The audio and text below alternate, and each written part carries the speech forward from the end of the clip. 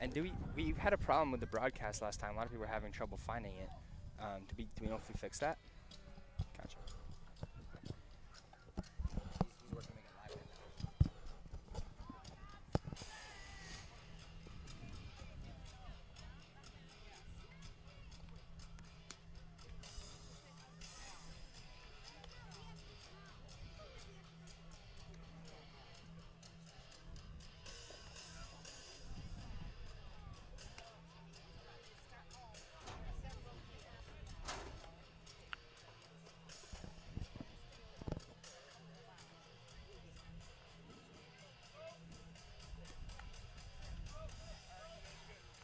Franklin TV presents Franklin High School boys varsity baseball. It is time for the round of 16 as your number 1 seeded Franklin Panthers get ready to do battle with the number 17 seeded Walpole Timberwolves. Hi neighbors, welcome to the Franklin High School campus with the Panthers getting ready to do this one. I'm Ryan Martin alongside Griffin Tolanen with camera operators today. Scott Tucker, camera operator and producer today, Chris Flynn.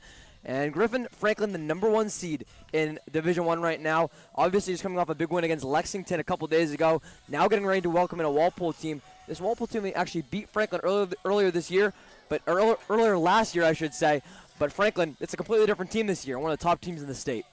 Yeah, Ryan, I mean, it's really continuing our streak. I believe the last 3 years they've been the number 1 seed coming into the tournament, if not 3 the last 2. And so real history of competitiveness here, obviously at the school, but particularly with this baseball program. And is this the last? I don't quite know. Is this the last time they played them since that loss last year? It is. Yeah, this is the first time since they played them a year ago during that loss. So a different team, but a lot of the same members, maybe just not starters, who are on that team. And so despite the fact that these rosters have turned over a little bit since then, no doubt Franklin looking for a little revenge here. Yeah, Franklin coming into this game 20-3. Walpole coming into with a record of 16-8. As we get this one started, 13-8, I should say. As we get this one started, kicking this one off and leading off for Walpole, it is John Finkelstein. And for Franklin on the mound, Griffin, find your spoons, get your bowls out. It is Austin Soupy Campbell time, as he's nicknamed, and he has been fantastic for Franklin this year. Yeah, excited to see what stuff he has. Comes out onto the mound. I was noticing his warm-up starting with 3 fastballs, just really getting in the zone there, pounding the strike zone before this game started. He looks ready. Yeah, Campbell, let's look at some of his season stats so far as Finkelstein will take a strike 2 for Campbell. 7-0 on the year, Griffin. He had 46 innings pitched, 74 strikeouts, and if you know a little thing or two, you know that a .91 ERA, that's not too bad for a pitcher. No, particularly in high school, Ryan, where typically, as you go up the levels, the pitchers start to get better than the hitters at this level. And that's why he does that one. As I was just going to say, he does that kind of thing. That's a strike 3 called right there. A drop third strike, they get him for first strike out of the game. Anyways, Ryan, as I was mentioning, typically as you go up the levels, the hitters get progressively, or the pitchers rather, get progressively better than the hitters. So at the high school level, you typically see some higher ERAs, and a little bit more success at the plate for these guys. An uncharacteristic low ERA for Campbell just in terms of the regular trend. And so impressive work that he's done there. Right. Following that one off to start this at bat, it's Jake Prado, the shortstop for this Walpole Timberwolves team. Soupy, a left-hander for Coach Zach Brown in his 11th year with this Franklin team.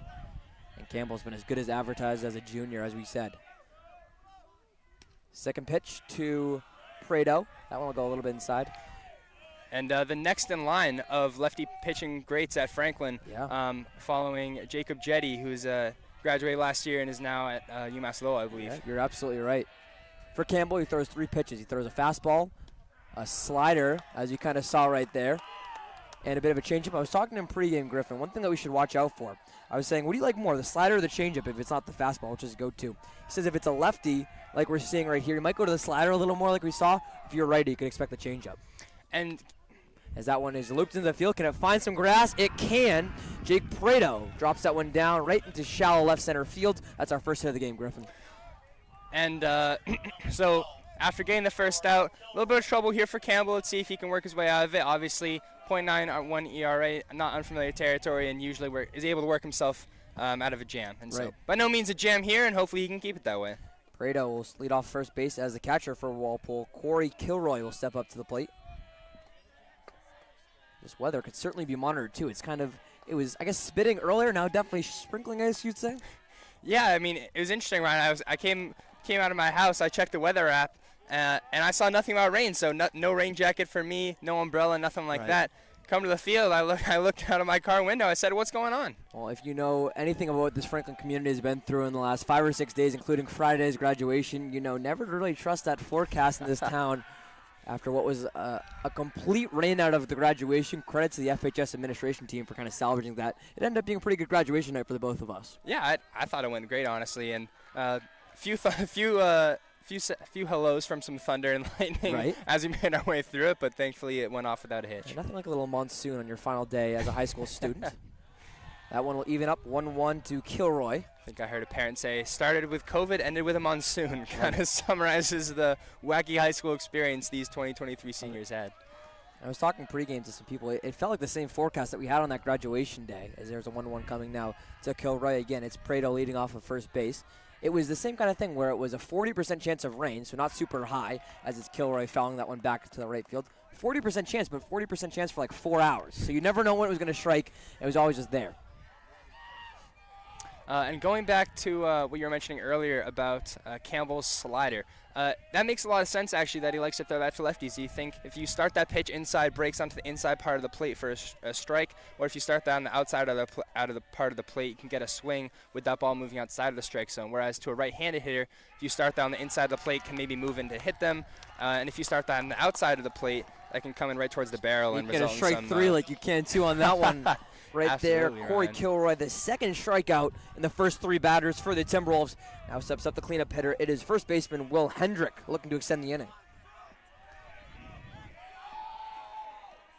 And what great work by Campbell there to respond to the base hit to get the strikeout.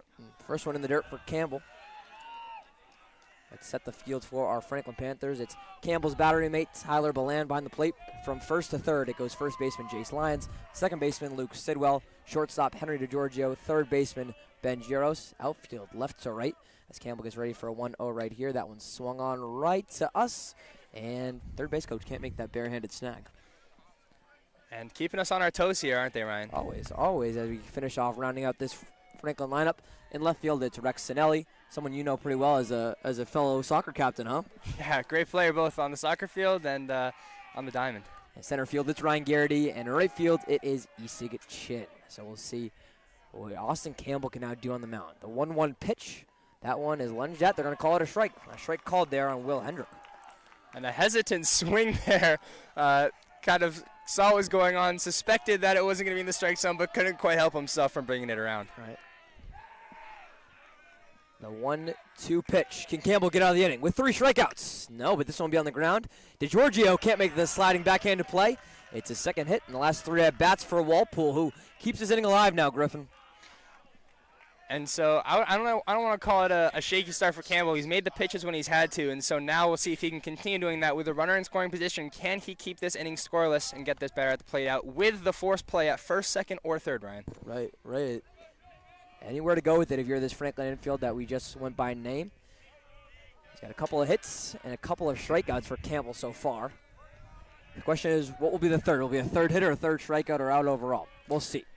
And I'd be interested to see what kind of speed they have on second base here, Ryan, because this is an outfield with a couple of cannons, as we saw last night. Chin in the first inning, a ball that got by first baseman Jace Lyons with a runner on second, gunning down the runner at home. It wasn't even close. Yeah. And so it'll be interesting to see with the type of hit, just because it reaches outfield grass would not mean necessarily that the runner can score. The 1-0 here. This one's lunged at. Again, it's Kyle Jordan, the designated hitter, now up for Walpole. And Griffin, you were on the play-by-play for that Lexington game. What did you notice about this Franklin team? Did we maybe see any signs of a team that has a shot at making a deep playoff run? I think we did and we didn't, Ryan. I thought we saw a lot of great characteristics. To be honest, it was a shaky start to that game, but then we turned it around. We saw as that ball gets in play there back to Campbell, who throws it to first and gets out of the inning. Yeah. But to get back to that point, Ryan, so like I mentioned, shaky start for the Panthers is not something that we usually see from them. Couple errors in the first inning, which kind of allowed some threats that maybe wouldn't have happened. Kept it scoreless, however. The reason why I say that they can still make a deep playoff run, obviously the talent and skill that we know that these Panthers have, which was why it was so uncharacteristic to see those plays, but the resilience that this Franklin team had in that game. We saw a lot of 2-out rallies. In that game, we saw play being fixed, Mucciarone settling in, infielders settling in after that first inning, and the team kept battling, and they played the entire game. Never did they think at any point in that game that it was won and that it was over until the bottom of the 7th was over. Got to play hard all the time. It's one thing that we've heard Coach Brown talk about before. It's Franklin playing against Franklin. It's all about your mindset, and you got to keep going on there. One interesting thing that you bring up, too, is you talk about Mucciarone on the mound. Obviously, he's their ace of the staff as a senior, joining Jacob Jetty at UMass Lowell, but it does feel like Franklin has a 1A, 1B arm when you talk about Mucciarone and then Campbell that we're seeing here. This pitching staff is so incredible for Franklin this year. Yeah, and a less talked about player is Shaughnessy, who is, I believe, their third. And another commit, I believe he's committed to UConn. Oh, yeah, I didn't hear that. Yeah, committed or in talks. I can't remember seeing on social media, but I see him around school with his UConn backpack and stuff. So let me check on that, viewers, at some point throughout this game, and I'll keep you posted on that. We'll have to see. But as we look at the Walpole field now, it's a lefty versus lefty matchup. Is now on the mound, getting ready to pitch off for this Walpole Timberwolves team. That is Alex He, number 10, a big lefty, we should say, coming on the mound. Maybe a different kind of stature, Griffin, than Campbell has, but this is a kid who from Walpole kind of has the same dominance in his respective league as Campbell does as a lefty. Yeah, and look, if just taking a look at him, he has a great pitching build, tall and lanky, like so many greats, and so he's certainly been able to dish it this season. Let's see if he can keep it up tonight. We'll see if he can lead up. This is a scary Franklin lineup to go against, though, so we'll see. No breaks, 1 through 9. All right, and that number 1 hitter, where you don't get any breaks, that'll be Ryan Garrity, your starting center fielder today for Franklin coach Zach Brown. Garrity, a Northeastern commit and a senior, so he'll be heading to be a Husky next year. First pitch of the game to Gary. That one's lunged at. That should be an easy play for our second baseman. Good play there made. Maybe not as easy as I thought it would be, but Ryan Walsh gets him out at first. And that's what the speed of Garrity does. He makes what shouldn't be close plays look close. Garrity, a lot of speed, too, with this Franklin lineup. Throughout the whole thing, another speedster, Luke Sidwell. I remember last night he had a bunt. Should have been an easy play for the pitcher. Fielded it. He looked up. He said, how the heck is he that close to first base? He rushed the throw. Sidwell was able to get to second. And I believe, don't quote me, but I believe a run was scored on that play as a result. That'll do it. Up steps now and taking the first pitch strike. It is Jace Lyons, your starting first baseman. Lyons currently with a .406 batting average right now. That is top of this Franklin Panthers team. That one taken a little low and away for Lyons. And an impressive start here from the right-hander. First starts off with 2 strikes and then keeps that one just below the strike zone. An enticing pitch that Lyons has to lay off of. Right. Alex He with the 1-1. Change up there. Taken, though, by Lyons for a strike. Both of these pitchers now looking to get up early in these counts. Campbell had a lot of 1-2 counts, and already here a 1-2 count. Right. For Can he Walpole. get Lyons out? Not on that pitch. That one's in the dirt. Lyons does not offer. Good crowd on hand here for the 17 versus 1 matchup. Franklin will be obviously needing to take care of business here against the number 17 seeded Walpole. We won't look too far ahead as Lyons watches that one. A called strike 3. Alex He with his first K of the game. And he's strutting around that mound. He certainly looks like he's settled in already. He looks like he's feeling himself. Bad news if you're a Franklin fan. Yeah, this is such a tough place for pitchers to pitch against. Only 1 loss Franklin has on the year here at home. And to an opponent they could be facing next week, if I'm not mistaken, Ryan. Exactly, a great segue right there. As Isak Chin for Franklin takes strike 1 right there. I was just going to say, the winner of this game will have the 8 versus 9 matchup. So that is 8-seeded Weymouth versus 9-seeded Bridgewater Raynham. Taking a strike there. And Luke, I was on the call when Bridgewater Raynham came here to Franklin. The Panthers undefeated in that game. They were up 2 runs with 2 outs and 2 strikes on a Bridgewater Raynham hitter as that one taken low for Isak Chin. So get this setting, right? Up 2 runs, 2 runners on, 2 outs and 2 strikes. Down to his final strike, the Bridgewater Raynham hitter, I believe his name was Wellesley. 3-run home run, they end up winning it by 1. Wow, I think I heard about that, Ryan. And I mean, what a tough way to lose your first home game of the season. A tough hit off the pitcher's foot there for He, but Isak Chin won't be able to scamper to first. So 3 up, 3 down for Franklin. And the Panthers will go back on defense, but Griffin, maybe similar to what you were talking about in that Lexington game, it's a slow start for this Panthers offense. Yeah, and I really don't think it's anything to be worried about necessarily. I mean, we've seen these Panthers be resilient. We know that they play the full 7. And we know that the nice thing that you can rely on with this Panthers team is you don't have to wait to get back to the top middle part of the lineup to look to get some offense. They have weapons, like as we mentioned, throughout the entire lineup, and so every inning, no matter who's up, you can expect offensive production. Well, certainly as we head now to the top of the second, you are watching the MIAA D1 playoffs. It's the second round of your number 1 seeded Franklin Panthers up against the number 17 seeded Walpole Timberwolves right now. We thank you so much for joining us here on Franklin TV. Ryan Martin, Griffin Tolanen bringing you all the action here from the Franklin High School campus with our camera operators today, Scott Tooker and Chris Flynn. Chris Flynn also producing here today. Griffin, 1 inning in the book. It was 4 hitters, or actually 5 hitters for Walpole, 3 for Franklin. So far, it's been all about that defense in the first inning. Defense and pitching. I mean, both of these pitchers have come out attacking. A lot of strikes, not a lot of balls. It looks like they're going to be putting the ball in the hitter's court, so to speak, to say, here's my stuff, it's in the zone, do something with it. How about Austin Campbell, we saw on the mound? Campbell with 2 strikeouts in that first inning. He did allow those 2 hits, maybe uncharacteristic for a guy who likes to get off such hot starts, including, if you remember, the last time he made a start, a complete game, 1 hitter. He carried a perfect game into the final inning. Not necessarily the same situation here, but that game ended in a Franklin win, and this game certainly still can.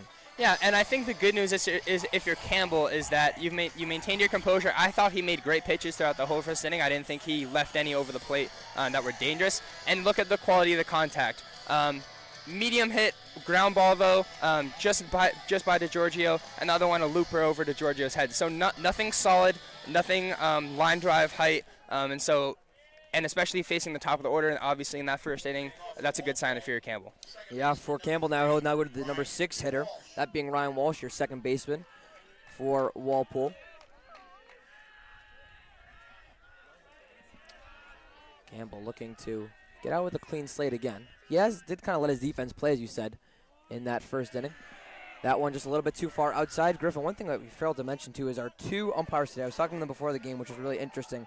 It is Frank Lawler on the base paths and David Walker behind the plate. 25 years these guys have been working together, doing games every baseball season. As that one's a high looper into left field. Can Sinelli get to it? No, he can't. That one's down for an extra base hit. Rounding first and going for second, it is Ryan Walsh. A stand-up double to lead things off. Not going to leave that one to the umpire's hands. I go them by name. A great hit there from Walsh, the opposite field. No, and that one is where you're going to start to get worried if you're Campbell if you see too many more of those. Particularly, I would have to say, already we've seen a handful of lefty hitters, which is something you like to see if you're the Panthers. A lot of lefty-on-lefty lineups here as another lefty digs in here at the plate. But the lefties have been having success against Campbell, and that's something that you're a little hesitant to see. And it'll be interesting to see if this trend continues, how long Coach Brown waits to get pitchers warming up in the pen just in case. And this is a Franklin staff, Griffin, that's been so consistent through games. We've seen Campbell throw multiple complete games. I'm pretty sure Mucharonu's thrown a complete game, if not more. So you really, we're talking top of the second right now, as that one's a bunt squared down there by Walp0le. It advances the runner to third, and it'll advance Whalen to first. So we'll talk about Campbell in 1 second right there, but what a perfectly executed bunt there by Whalen. How about the speed to get down to first base?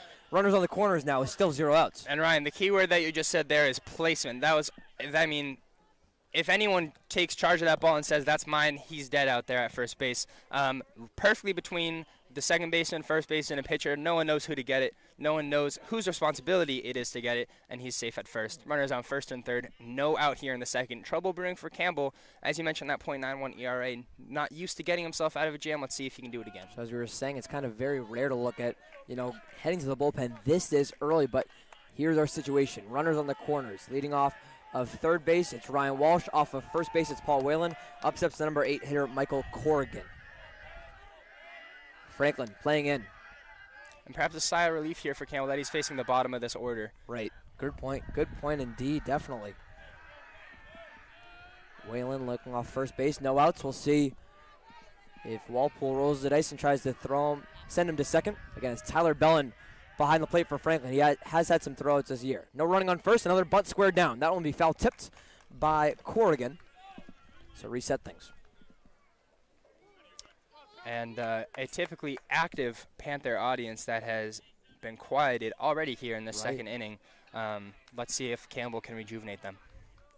We'll see again. It's Bellin coming out to talk to Campbell.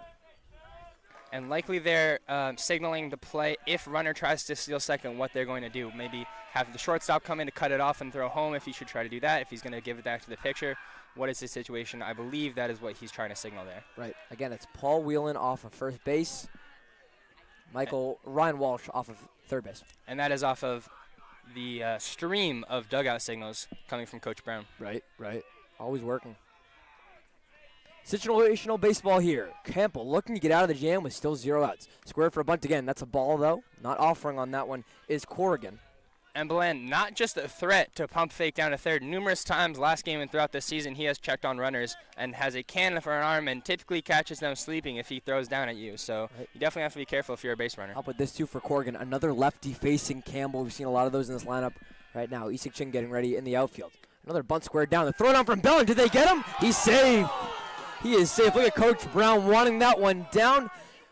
Boy, oh boy, would that have jump-started this Panthers team if that call went their way. Yeah, Ryan, and one where you're maybe hoping that you have the assistance of a replay review there because that one was awfully close. Could have gone either way. Ben Jarris, your third baseman right there for Franklin, trying to apply the tag.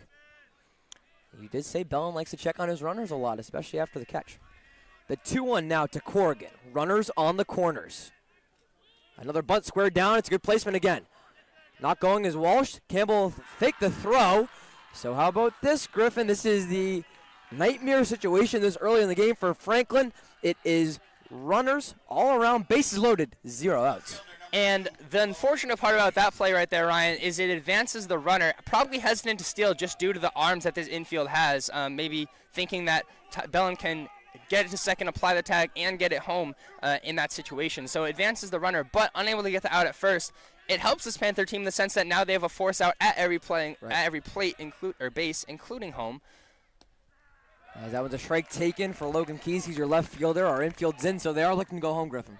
But hurts Campbell in the sense that if he was a right-hander, does not have to spin and make that throw to first. Arguably, in my opinion, gets him there. But being left-handed, having to turn around, loses that precious time and is unable to get him. Good point. With a strike on him, that one's inside, and a good call there. Again, our home plate umpire, David Walker, giving Franklin a favorable call right there. And a lot of pressure on this 9-hitter right now. Keeping the bat on his shoulder. His coach probably telling him bases loaded, no outs, take a rip.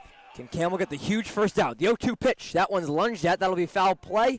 Is it in play for Lions? It is, though. It is. Lions makes the play in foul territory. It is Ryan Walsh who can't tag up from third base. A great play there from the first baseman, and now 1 out.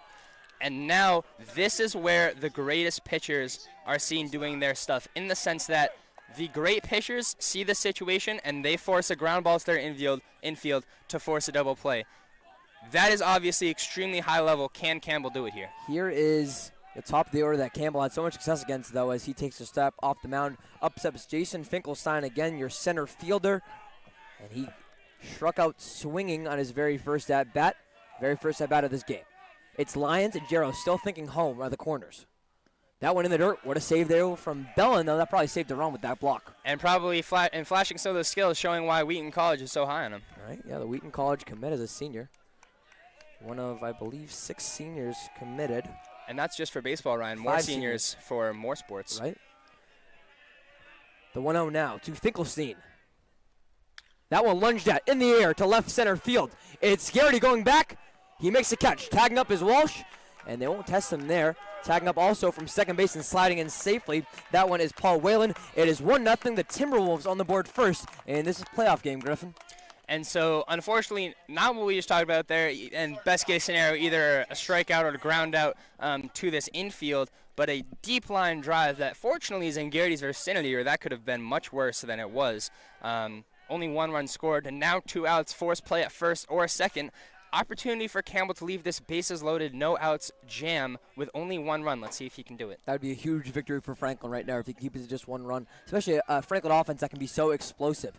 So and arguably almost a momentum boost just out of that situation. You're expecting them to score more than just 1. And so despite the fact that they did score a relief that it was only that 1, if he should get this next out. Certainly has a very different scent off the bat. I'll explain that in 1 second as Jake Prado gets up. Again, it is Paul Whalen off of third base and Michael Corrigan off of first base on that one.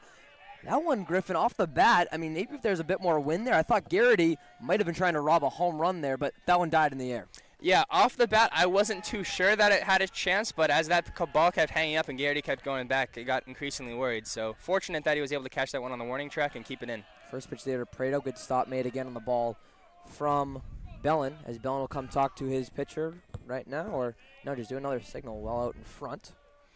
And I think another advantage of this Franklin team and of Campbell on the mound is the left-handed pitching in terms of keeping the runners in check with Bellin's not only powerful but accurate arm and Campbell's ability to check on the runners and keep them close. I anticipate not a lot of steals here from Walpole in this game. Whereas Franklin, on the other hand, likes to utilize their speed frequently on the base paths and steals not only second but third base as well if they feel that they can on their opponent's catcher. Yeah, we'll have to see what happens there, but you said this is a Franklin team that loves to take some bases, especially maybe after the pitch. The 2-0 there from Campbell, finally taking first right there. That was a big strike, though. You don't want to go down 3-0 and count with a runner on third. And fortunately has a base to give should he walk this guy, but yeah, 2-0, had to have it, and he did. Right. There's Campbell, the 2-1 from the junior. That one lunged at. It should be an easy play for Sidwell, who loses it for a moment. Good recovery, though. So Sidwell almost committing the error there, but is able to get to lines at first base. And as you said, Campbell now getting out of the bases loaded, 0 outs with only allowing a run. And unfortunately, that's the ball that you wanted to see the batter before. Double play a ball in that situation, hopefully get out of the inning with no runs allowed, assuming that Sidwell was able to field that cleanly, should that have happened the first time around. Regardless, you are happy to get, as we mentioned earlier, you are more than happy if you're in that. If you go back in time and you tell Coach Brown that he can either play out that inning or he can end it right then and there, only take 1 run, I almost guarantee you that he would say, end it right now, give him 1 run, and let's move on to this next inning. So almost picture perfect way to end that inning in spite of the situation for these Panthers. Let's see if they can respond. Yeah, and as we look at some of the stats for Campbell on his first 2 innings pitched, a bit of a shaky start, as we keep saying. 2 innings pitched, 5 hits allowed, 2 strikeouts overall, but still only 1 earned run, which is the big number, because that could be much more, as you just said. And something that I want to highlight here, Ryan, is the resilience of this Panther team. I talked about seeing it last game, and I feel like we've already seen it just there in the top of that second inning, both in 2 regards. One, obviously Campbell being able to work it out of that jam with the help of his fielders, Lyons being able to field that ball cleanly, foul to get that first out, and then be able to look back the runner at third. Garrity not only being able to field that ball cleanly in the outfield, but get that throw in hard and on target to keep runners from advancing further than just 1 base.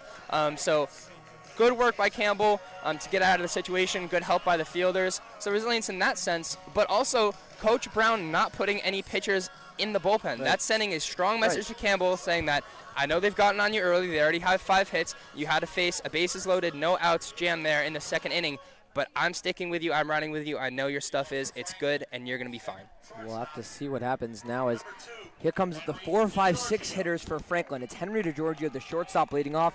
He'll be followed by third baseman Ben Giros and the second baseman Luke Sidwell. So definitely some speed, definitely a good combination of speed and power between these 3 hitters. And seeming like that's a recipe that Walpole likes to follow as well. I was really interested to see, and now you can kind of see, now that Franklin's just out there for so long, hopefully, neighbors, you can see looking at this Walpole team, they're significantly smaller than the Panthers, Ryan. How about on that changeup right there? It's DeGiorgio just dinging it, and that was a big tip, though, from DeGiorgio. Kind of a funky swing right there, but now it's 0-2 to him. Yeah, 1-1 and 0-2. Significantly different counts there, Ryan. You're right. For DeGiorgio, a .384 hitter at the moment. His 78 batting attempts at his top amongst Hockenbach League players. A tough take right there from our angle. That looked like it was right there on the off-speed pitch. Obviously, DeGiorgio's got a bit better lenses up there, we should say, but 1-2 now to him. Yeah, Ryan, the Northeastern commit certainly, I think, knows a thing or two more about the strike zone than we do as he tips that one. So it must have been a scoreboard. He foul tipped it. That's what it was. I didn't think he got contact. I thought he swung and missed at that, but clearly a foul ball, 1-2 again.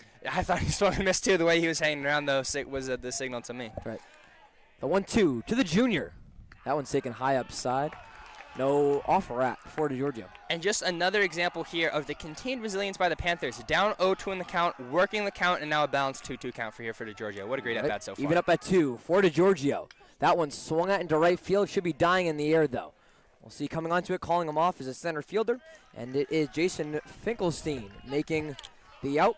So it's Franklin now 4 up and 4 down. And unfortunately, just a little bit too high there on that contact. But a good sign if you're these Franklin hitters, seeing your guy make contact, put it in play, that's always the start. And hits are usually likely to follow when you can do that. Yeah, steps down Ben Giros. So you go lefty back to a righty here for Giros.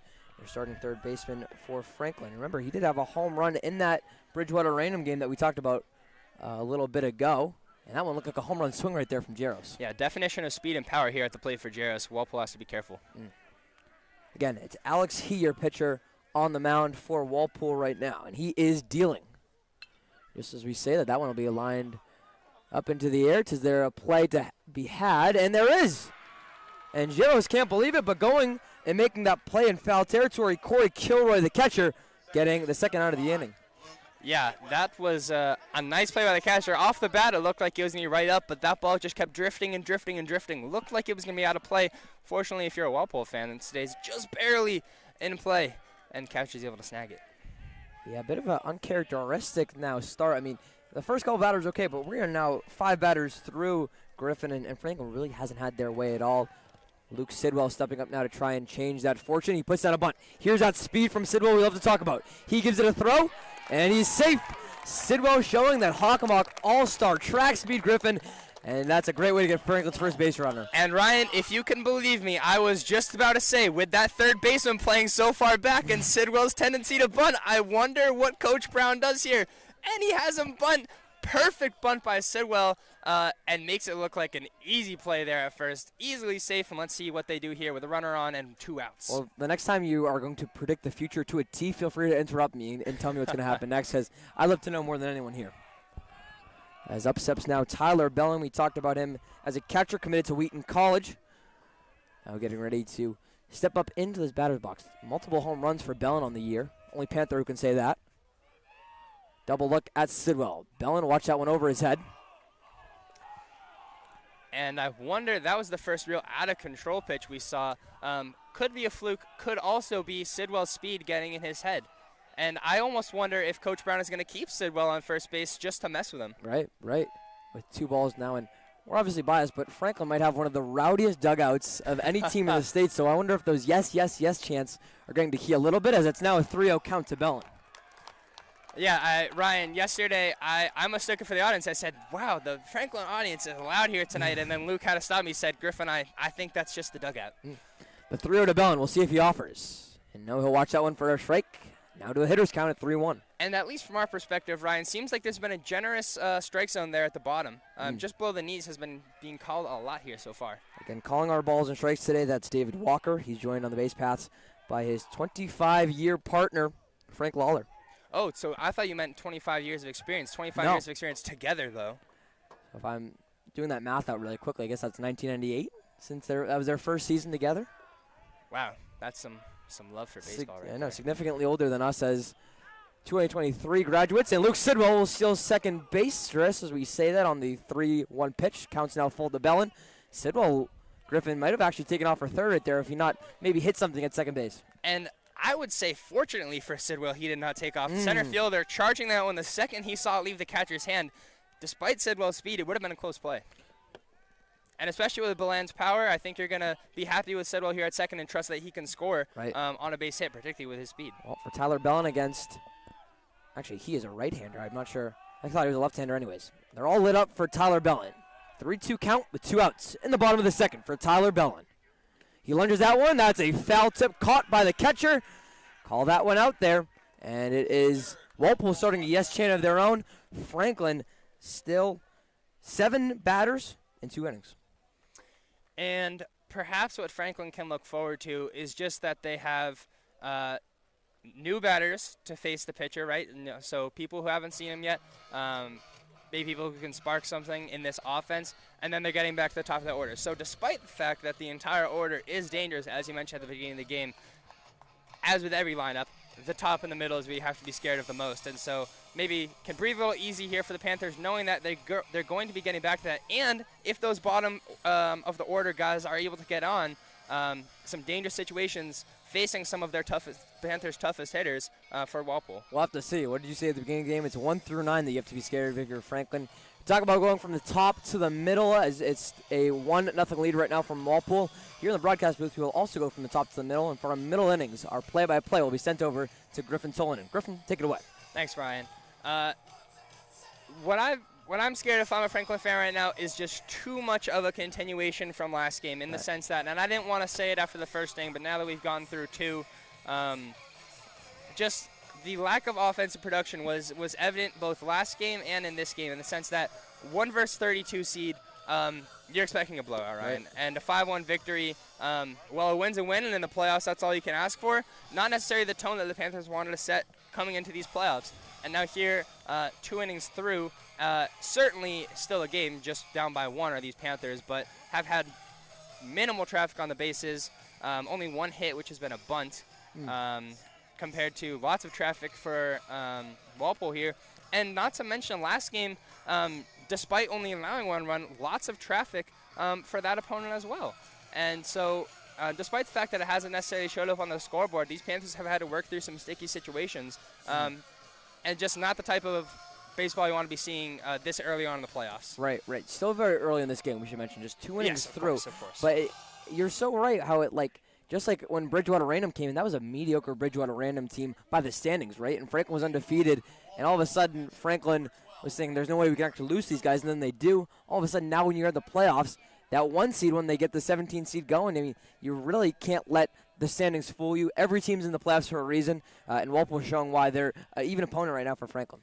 And that's the biggest lesson that these seniors should be bringing to this team right now. I know, throwing it back to the soccer season, that was one of our big things that we wanted to reiterate to ourselves, particularly facing a team that upset the 7 seed coming into our second game, which was like 23 seed Leominster or something like that, saying every team that made these playoffs is here for a reason, like you said, and you can't trust the standings at all. 1-1 count now to Kilroy. Perhaps another reminder of that here for these Franklin Panthers, as it looks like they're in for a dogfight.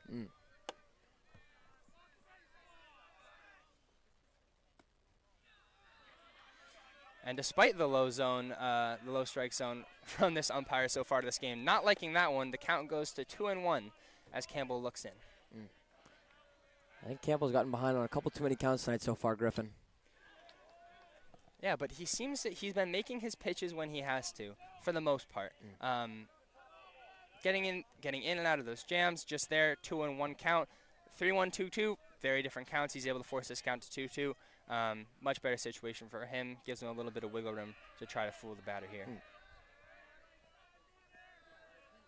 Campbell delivers, and that is lined towards right field. Can Shin get there? Diving effort, and it's just under his glove as he's looking for 3. The arm, and he slows down after seeing that throw from Garrity, Ryan. Yeah, you're talking about that arm from Garrity, but how about the swings right now for the Timberwolves? They are chopping down right now this Franklin defense, if we're going to say it like that. What a hit there. That one being, again, Corey Kilroy, who struck out in his first at-bat. Griffin taking that one right there and putting it perfectly between Garrity in center field and Chin in right field. A well-hit ball, and again, Griffin, it's Walpole in scoring position still with 0 outs. And Walpole in scoring position with 0 outs, exactly as you mentioned. Getting the leadoff runner as this ball comes towards us, Ryan and I, continuing to have to stay on our feet, on our toes over here. But getting the leadoff man on is so important to be able to give you the cushion of allowing those at least the next 3 batters coming up to have a chance to hit you around. And so another opportunity to do that here for Walpole. And you know, you just have to hope that Campbell can get out of it again. My question is, again, this has happened now for 3 innings in a row. How long does Coach Brown stick with Campbell? As that one, decent contact, just fading foul. Foul ball, I think that'll be a foul. Yeah, and Griffin, how about... Play almost fooled me on that one. Right, 0-2 now to that hitter, that being Will Hendrick. And Griffin, how about this stat? It is Campbell already through just 2 innings, right? 6 hits allowed. Campbell's had 7 hits allowed in his last 3 starts combined. Wow. And not to mention, this isn't boys hockey where the Hawk is a weak division. The Hawk is strong for baseball, and that is an impressive stat line to put up. I don't know what's more impressive, that he was only able to give up 7 hits in those combined 3 starts, or that Walpole is hitting him so well. I think that's the point I'm bringing up at that point, is that Walpole is having a great day in putting Campbell in an uncharacteristic position. Good fly out, though, to get Sidwell that catch right there, and Hendrick being the first out of the inning. And just continues to be a representative of this culture that Franklin has established here, as Campbell has not been deterred, even though it's been unfamiliar territory for him, not deterred throughout any of these 3 innings so far, seems comfortable with runners on.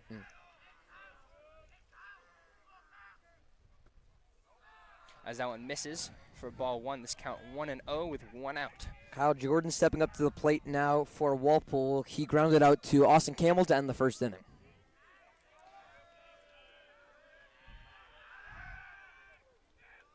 And Campbell, just like all of these Franklin pitchers, not afraid to check on their runners, Ryan. Feel very comfortable with both their check move and their fielders to handle it. Yeah, this represents a 6 base runner that Walpole's had so far in the day. We know that through the first 2 innings, Griffin, he's really liked to look over at those guys. Yeah, as he gives him another look there and delivers.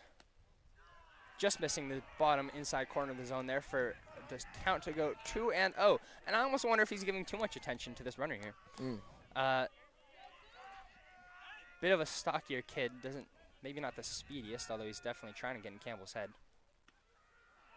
As that one just nails the top of the strike zone. Count goes to 2-1. Good placement there from Campbell. And Griffin, we talk about, the different scenarios in this count. 2-1, very different than 3-0. Certainly, and so this next pitch is hugely critical for the situation. As the runner goes, a hit and run executed almost perfectly as that's fielded by Sidwell to first, and the out runner advances to third. Fortunately, he's able to keep there. If that ball goes through, very different story here. But with 2 outs and a runner on third, Campbell looked to get out of the inning with no damage as he faces another left-handed batter, Ryan. Let's see if he can take advantage of it. Yeah, the hit and run on again. That's where you do it to get a guy at third base. Ryan Walsh stepping up again. Griffin, in his last at-bat, only in the second inning, he had a big double. So if you're Campbell, you're hoping to get rid of his mojo here as he drops in that slider for strike 1. Yeah, and as we say, as Ryan Walsh is coming up to bat, this is where Campbell really struggled against the bottom of the order. This is a 6, 7, 8 hitters right now. We'll see if Campbell has any better success second time around.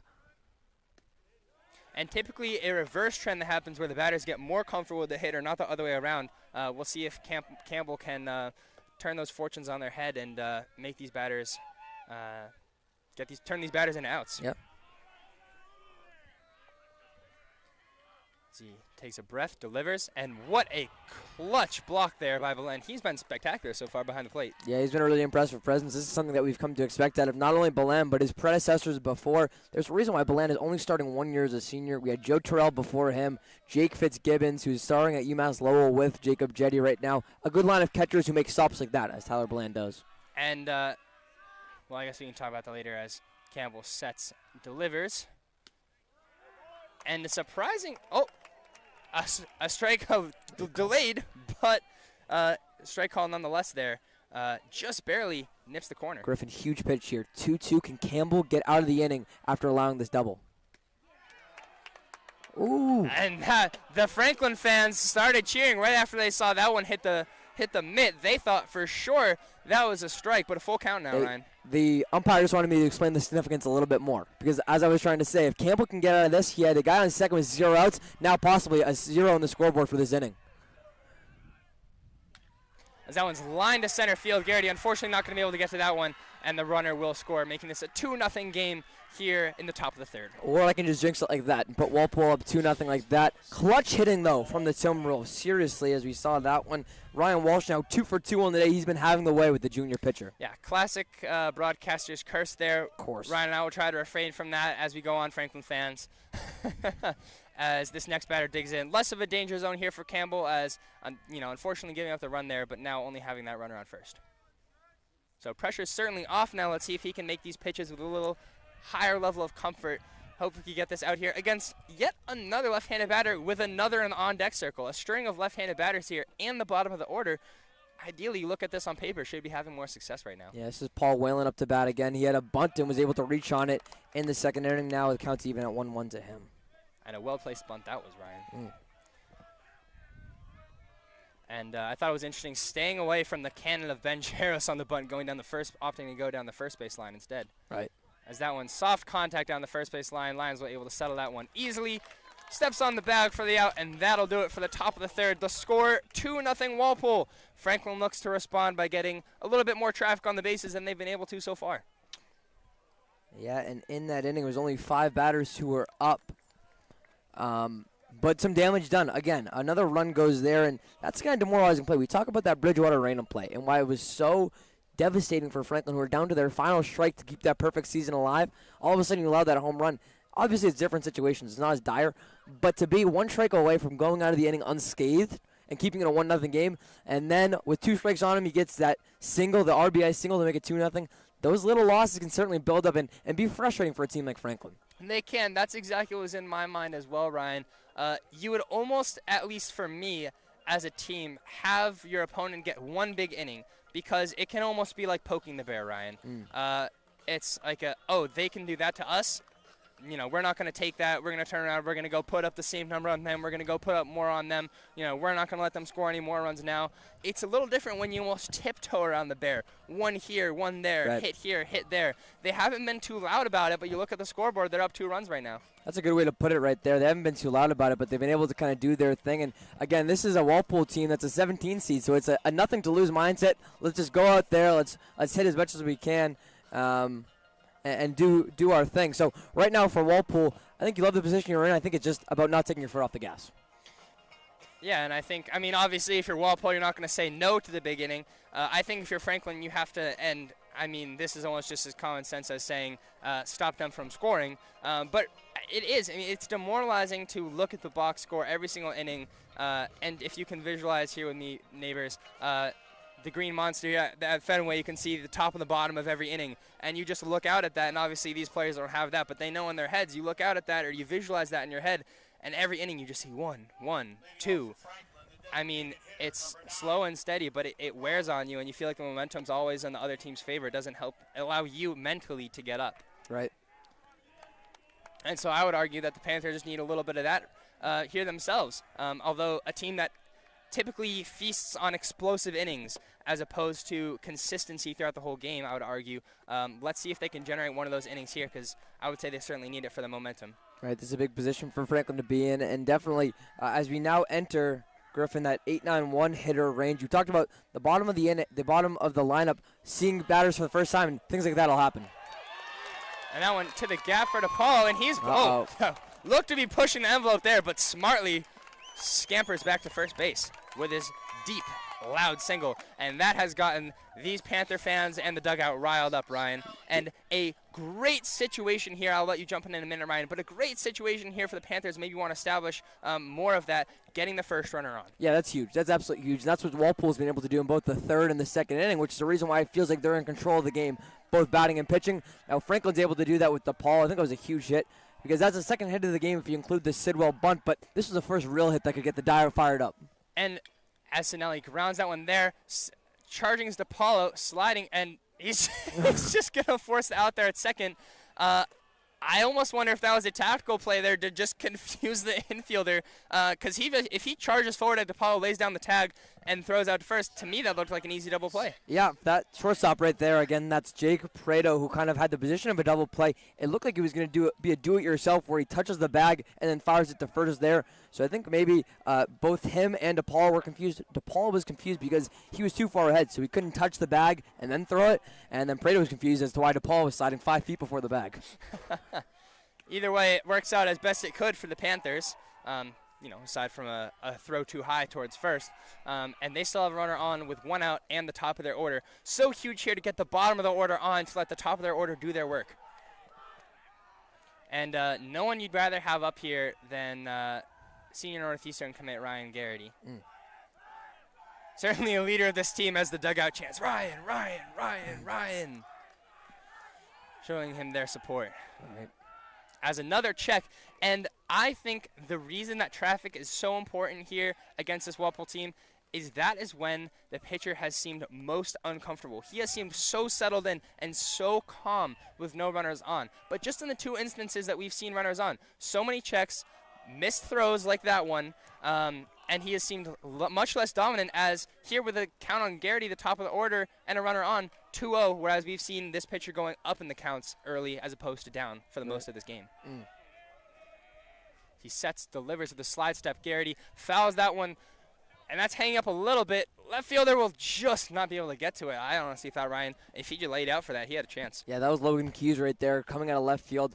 I think, Griffin, what kind of goes to Garrity right there and why he has the second life, as, again, Garrity is a lefty. your left fielder may be inching a little more towards center field and towards right field, so that makes a foul ball into left field harder to get. That's a great point, Ryan. And so with that second life and the hitter's count still only 2-1, 1 out, let's see if Garrity can do something with it and help these Panthers out. And throws him off there with what looked to be either a pretty do-nothing slider or a changeup. I'm not totally sure, Ryan. Do you know his repertoire at all? Maybe a slange up if you want. Slow changeup if it was. Comes back with what looked like a curveball. That's an infield fly. Second baseman calls out the shortstop, and despite getting the leadoff man on, it is now 2 up, 2 down since. Yeah, that's a tough break there from Garrity, who's now 0 for 2 with 2 hits towards Ryan Walsh, the second baseman. He grounded out to Walsh in the first inning and now flies out to him in the third. But, Ryan, important to note, nobody you would rather have up to start a 2-out rally than the team's average leader, Jace Lyons. Absolutely, right there. We've seen Lyons, I should say, have some big hits. He's the team captain. We'll see if he can come through in a spot right here. As he misses there. And again, continuing the streak, as I mentioned, Ryan, of starting off counts behind with runners on. So something for Franklin to take note of and try to continue to do throughout this game. Right. That one just dips a little too far out in front of the plate, below the knees as it crosses the plate for another ball. The second count in a row, he's gone to 2-0. With a hitter's count and the highest average on the team, what can Lyons do with it? And certainly not just an average hitter. He hits for power too, Ryan. Absolutely. And a close play there at first. Sanelli with his foot up almost got caught there. Fortunate for Franklin that he's still alive.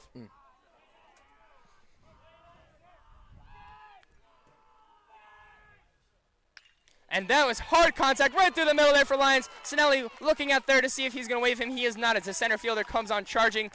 And a great hit there by Jace Lyons.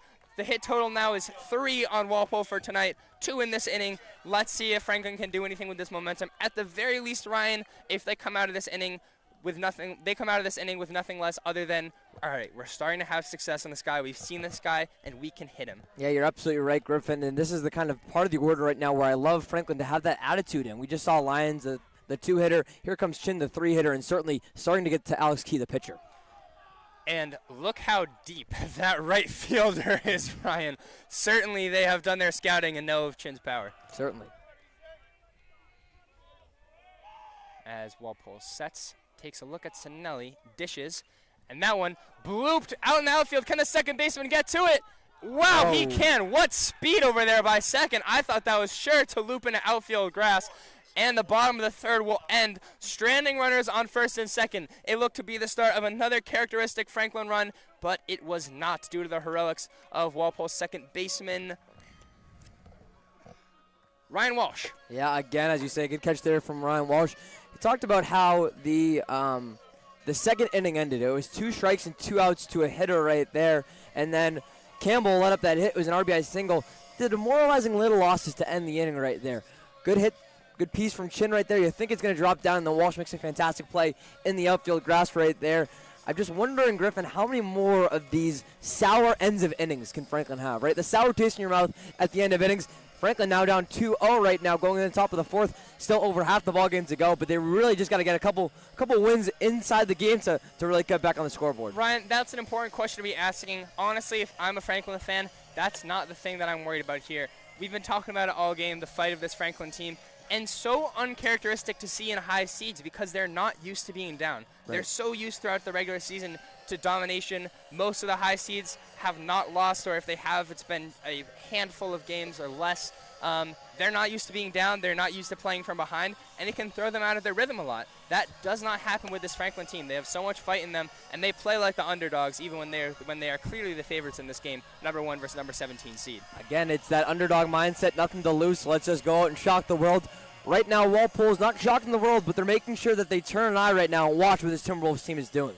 Certainly, Ryan. I mean, I don't know what kind of Twitter updates are going on right now, but anyone who stays up to date with the high school baseball world will certainly have their eyes keyed on to this game after checking in on the score.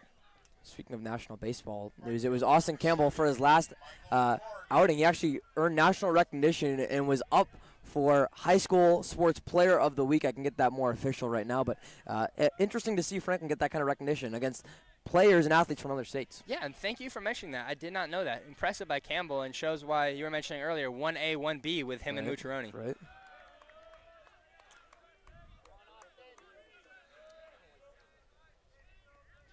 More officially, we see, just to say that Austin is up for the National Boys Athlete of the Week by SB Live Sports. Interesting. Yeah, very. As that is a ball, the count will go to 1-1. But again, Campbell starting off this at-bat with a strike, continuing to get up in counts early, has not worked out for him so far, unfortunately for Franklin. Hopefully that's something that changes, if you're a Franklin fan at least, as that one is swung on viciously by Walpole, fouled off just under the bat, back to the backstop. The count is 1-2. And the probably fourth or fifth 1-2 count we've seen from Campbell. He's been getting up. The hitters just have been having good two-strike at-bats. Speaking of this hitter, it's Michael Corrigan, the right fielder, who's now grounding that one. And Lions will handle that. Have to get on his horse to first, and barely out. That looked like a tie to me, Ryan. I got to be honest.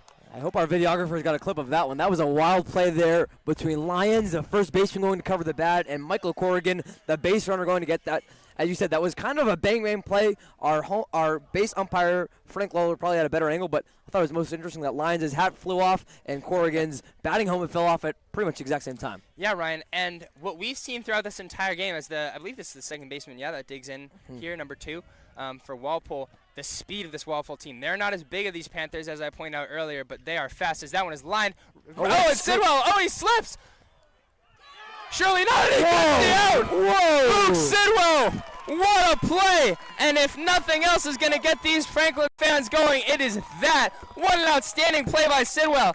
I thought off the bat that was sure to go by him. Sticks his glove out, somehow finds the webbing, turns around, slips, and makes the play with his feet pointed towards the outfield, Ryan, twisted around on his butt, bounces towards Lyons, and just barely gets him out with the speedster nonetheless. Find Luke Sidwell on SportsCenter right now. That was a top play by Luke Sidwell right there. What a play there.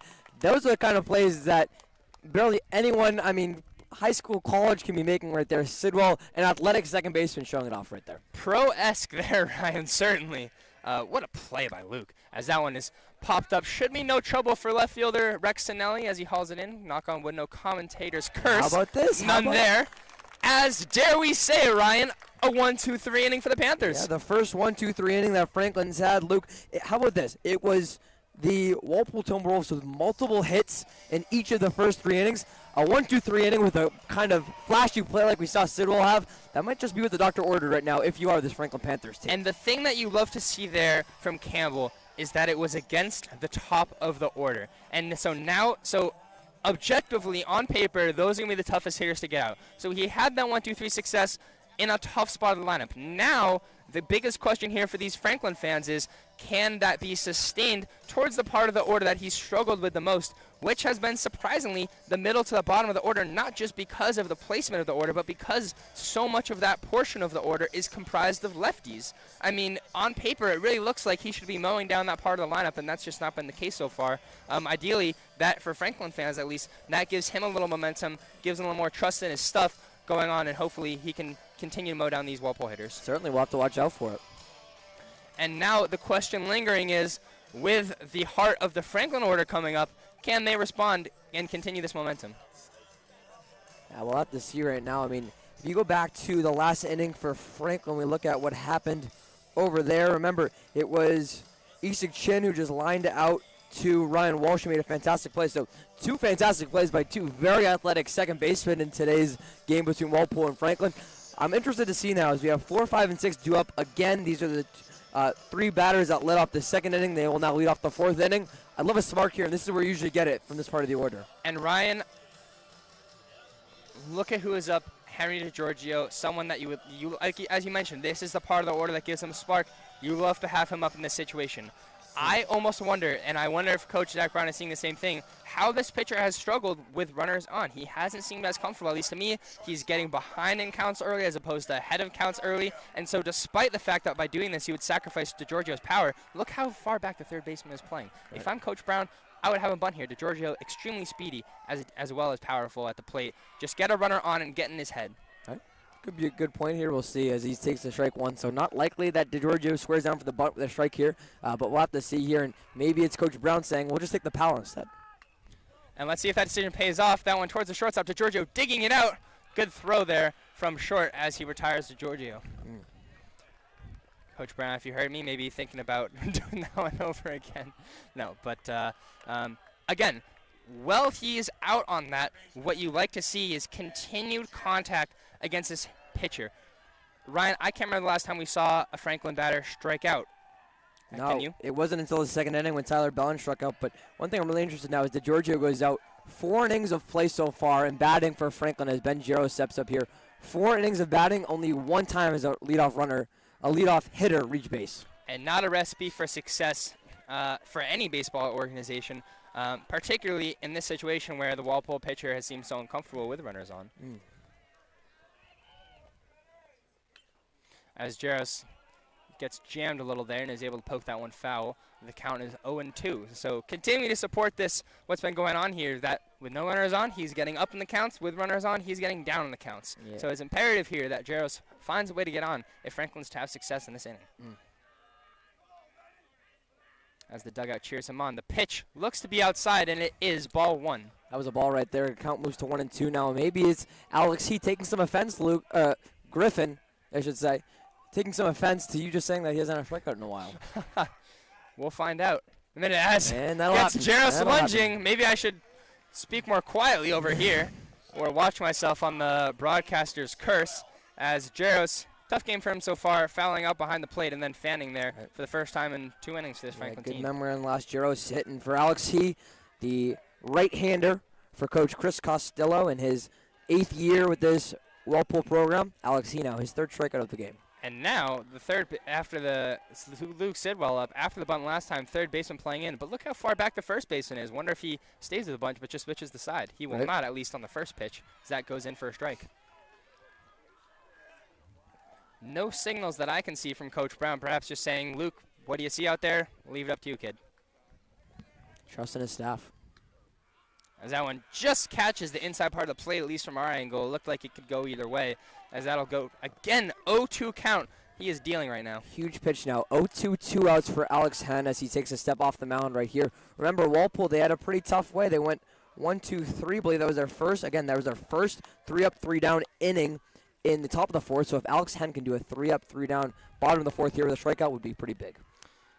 Yeah, and showing that, and if he can, showing that energy from the Panthers was a fluke here. He's by dominating and going 1-2-3 in this inning, he can say, I'm the pitcher of this game. I'm dominating you. I'm going to continue to do that. Last inning was simply a fluke.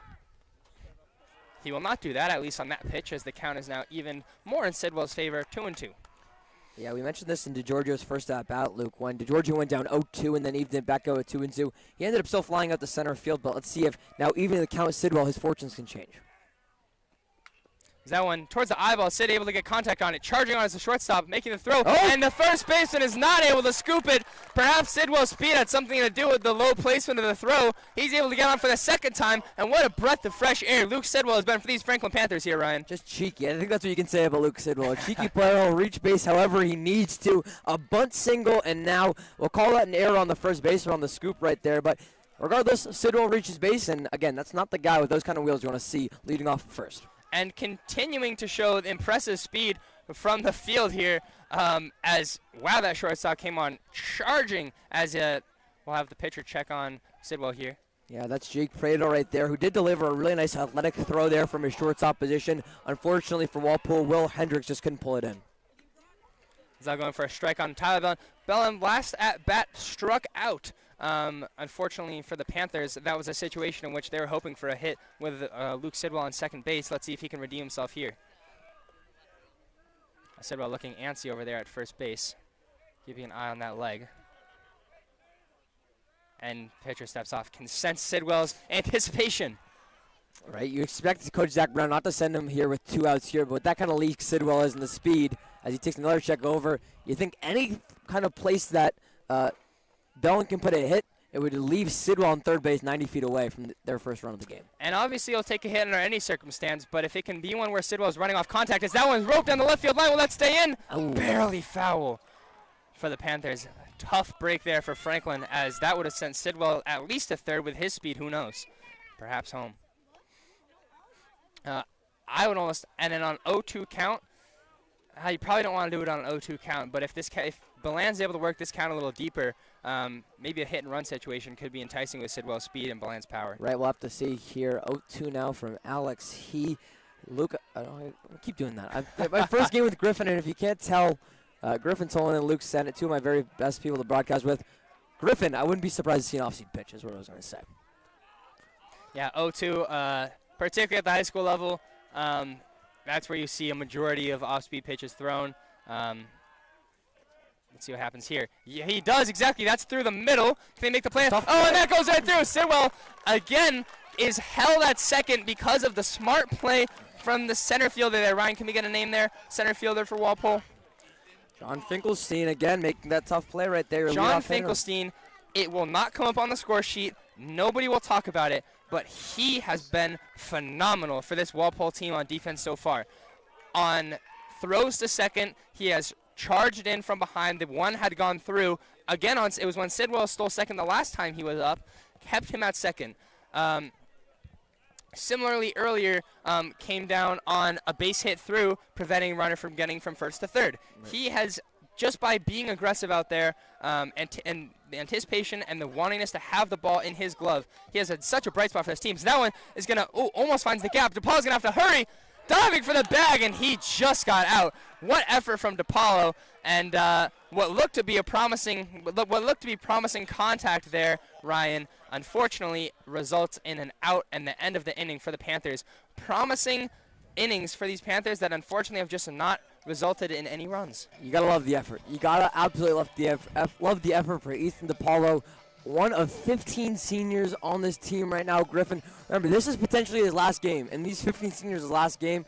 Seeing that play right there, he's going, you know what, I'm going all out if this is my final game, trying to slide into first base right there. You can see the designated hitter pretty demoralized by that outcome right there, but I love that effort from Franklin. If they can keep that effort, again, still a long way to go as we get to enter the top of the fifth. Ryan, it's what these playoffs are all about.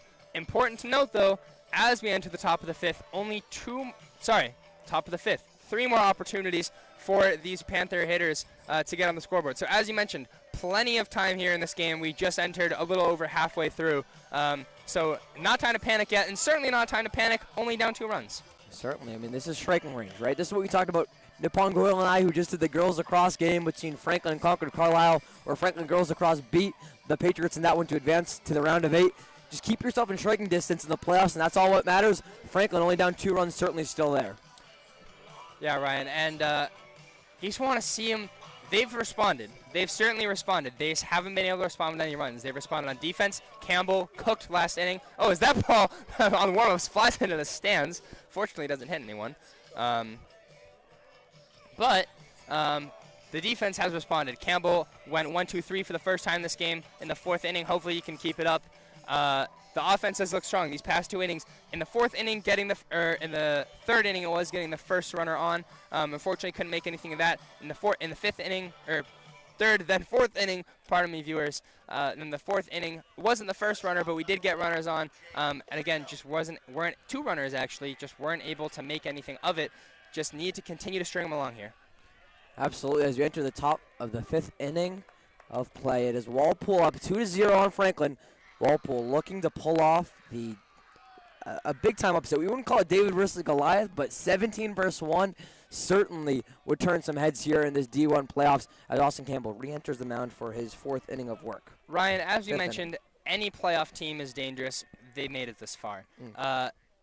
That particularly becomes true once you start to enter that mid-teen range and below. At that point, you're talking about, and particularly since the Panthers are Division I, the top 15 or so teams in the state. So by no means is Walpole a chump team just for being the 17 seed. And just because there's such a wide disparity in the seeding does not mean there's such a wide disparity in the skill level as we're seeing so far. Right. The 2-1 now to Jake Prado. He had a single in his first at-bat in the 1st inning. In the 2nd inning, he grounded out to Luke Sidwell.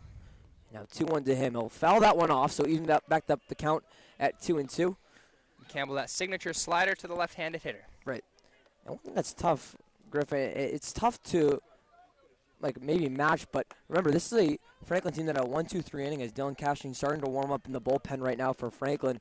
And Campbell obviously has the momentum from that inning of work where he went 3 up, 3 down. But when Franklin can't play any of their own, as that one will leave in the count, or make the count full at 3-2, Franklin's offense, I mean, it's hard to feed off them with the day that they're having so far. Yeah, it is. Just jumping back to the bullpen comment, interesting move. Left-handed to right-handed. Perhaps But a swing and a miss, though, for Austin Campbell. Let me interrupt you on that one as Campbell jumps off the mound for that one, as he should. A big first strikeout, Griffin. By all means, interrupt me on that one, Ryan. What a big energy play for this Panthers team as Campbell is continuing his streak right now of just mowing down these Walpole hitters. Seeing Cash warming up and saying, "Coach, I don't need it. Watch this." 6 straight retired batters now for, I should say 5 straight retired batters for Austin Campbell. He's looking for a 6th now as Corey Kilroy steps up. He had a double in the 3rd inning, ended up coming around to score our 2nd run of the game. So we'll see if Campbell can switch that up a little bit and maybe get him out. Remember, he did strike out Corey Kilroy in the top of the 1st. Campbell a little bit more settled in now. Maybe some of the playoff nerves were eating away at the junior as this game started, but certainly looks to be more comfortable now. 1 strike to Kilroy. This one will be launched into left center field. Chasing onto it is Ryan Garrity, and he'll go up and make the play. Garrity catching in the 2nd out of the inning. And viewers, I know that didn't drop down for a hit, but I will stop mentioning how good Campbell is doing. Well, the broadcaster's jinx has been biting us so far this game, and try to avoid it from happening again. So now 6 straight retired batters, as upstepping is Will Hendrick. He is also 1 for 2 with the 1st inning single. Don't want to have Franklin TV blamed for the loss here if that's what should happen. Right. We'll try to cook up some reverse jinxes if possible. Right. It's a lefty versus lefty versus righty here for Campbell versus the righty Hendrick. That one not swung at it. It's too low and away. Tough spot there. Could have gone either way. Right. Right. With 2 outs, Campbell looking to retire this side. That one, a big swing and a miss there coming from Hendrick. Here we go. Great movement on that fastball there from Campbell. Claps coming in from the Franklin faithful here. Now count 1-2, 2 outs. Might I mention, Ryan, another 1-2 count from Campbell. That's been his bread and butter all game. Bread and butter. Can he set the table? Not on that one. That's a good quip, Ryan. That was a good quip. I like that. Count back to even at 2-2. But that gives him the flexibility to throw those pitches, Ryan. Right. Campbell, he's hanging on right there. He's so close. Can he get it done? He can! A swing and a miss coming from Will Hendrick. That one will retire the 5th inning. 3 up, 3 down for the 2nd consecutive inning for Walpole. Franklin Griffin, at least pitching-wise with Campbell on the mound. You called it. Maybe he's saying, Cash, and hold up a minute. This is still my playoff game. And Campbell getting a strikeout on the changeup there, and he is fired up, Ryan. 6 straight batters retired, and if anything can rejuvenate this Panther team, it has to be that. After having so much success in the early innings, Campbell completely just shutting down Walpole right now. Yeah, Campbell did have 2 strikeouts in that 1st inning, Griffin, but innings 2, 3, 4, he got absolutely no strikeouts, had a couple of hits, relied on his defense, and how about this? Coming back to that pregame, or the early game, things I should say, 2 strikeouts and 3 batters faced only in that top of the 5th. And half the matter is just at this point in the game that Cash will continue to stay out in this bullpen. We'll see if Coach Brown has a need to use him at all. But at this point, Campbell's done his job. He's kept this game close. And for such a high-octane offense, such as these Panthers, only allowing 2 runs in this game should be enough, at least on paper. We'll see what they can do now as they enter the bottom of the 5th. Right, that's a great point you bring up as we see Walpole come back to bat, and it'll be 9-1-2 coming up as Rex Sinelli gets ready to lead off. He'll then be joined by leadoff hitter Ryan Garrity, and then 2nd hitter Jace Lyons. So let's look at some of their recent games, right? So Franklin 20-3 on the year, Griffin. They were able to beat Taunton earlier in the year 3-2. But besides that game, they have not won a game with less than 3 runs. So really, this is a Franklin team that usually it comes a little bit high scoring right there at the good run differential. They haven't lost a game without giving up a run. So Franklin has not been shut out in any of the 23 games this season. So that's good news. That's good news if you're a Panthers fan, but in danger of breaking that streak right now, and certainly not the game you want to do it in, Ryan. All right, and then looking at some of their games, they've actually, the lowest that they've scored is Sinelli will ground this one to shortstop, and that'll be, again, not being able to scoop it, though. Should have been an easy play from Jake Prado to Will Hendricks. Will Hendricks again at that first base bag, can't scoop it. It's Rex Sinelli for only the second time in the opening 5 innings. It's Franklin with the leadoff hitter. And Ryan, I cannot stress enough, this right here, these next 2 or 3 at-bats are the most important at-bats for Franklin of this entire game. You have momentum. Last 2 innings, Campbell, 1-2-3, 1-2-3. Last 2 innings, traction on the bases. The pitcher has been uncomfortable with runners on, and you get the 9-hitter on with the top of the order coming up and no outs. This is a huge spot for this Panther team, Ryan. You'll have to see 1, 2, and 3 coming up next. Just to finish that thought, Franklin's season low with runs, Griffin. That's 3 runs. They've had 3 runs and 2 wins on the year. Every loss, they've had at least 4 runs. Leading off first base, Garrity in the batter's box. And that will go through in the middle. Right as you do, I'm sending it back where it came from is Ryan Garrity. Garrity now 1 for 2 on the night. And Griffin, I believe, for the first time tonight, it is 2 ducks in the pond for Franklin runners on first and second. Second time we've had 2 ducks in the pond, Ryan. First time it's happened with nobody out. The important thing here is for batter Jace Lyons, keep this ball up. The worst thing that can happen right now is a ground out double play. That would kill the momentum right now. As he squares up for a bunt, actually pulls it back, and Garrity almost gets caught there at first. Thankfully, no one was there to catch the ball. If they were, he would have been out.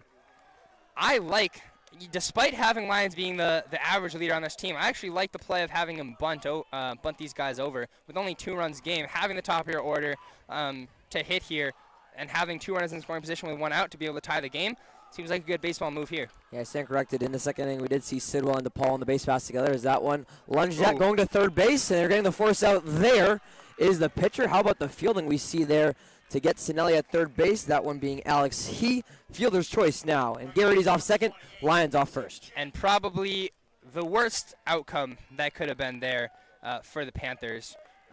Tough break on that play. So Isak Chin stepping up for his 3rd time. Isak's 0 for 2. He grounded out to the pitcher, and then remember that lineup that he had to end the 3rd inning to our second baseman, Ryan Walsh.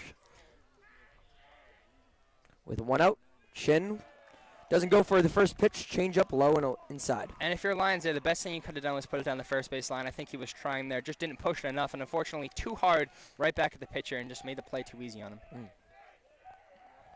The 1 out to Chin, a Stonehill College commit. That one will be grounded down, and it's off the second baseman. They'll wrap Garrity around. Garrity heading for first, getting for home, I should say. That one's got me all mixed up, but I think it did the same thing to Walpole, Griffin.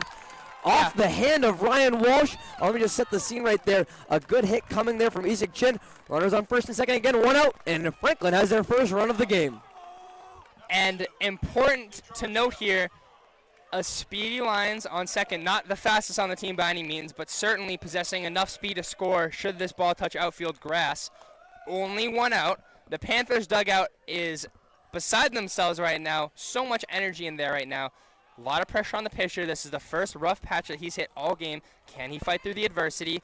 The sweep cleanup hitter right here. 4 spot, Henry DeGiorgio, speed and power. Tough spot here. First adversity Walpole's faced all game. How will they go through it?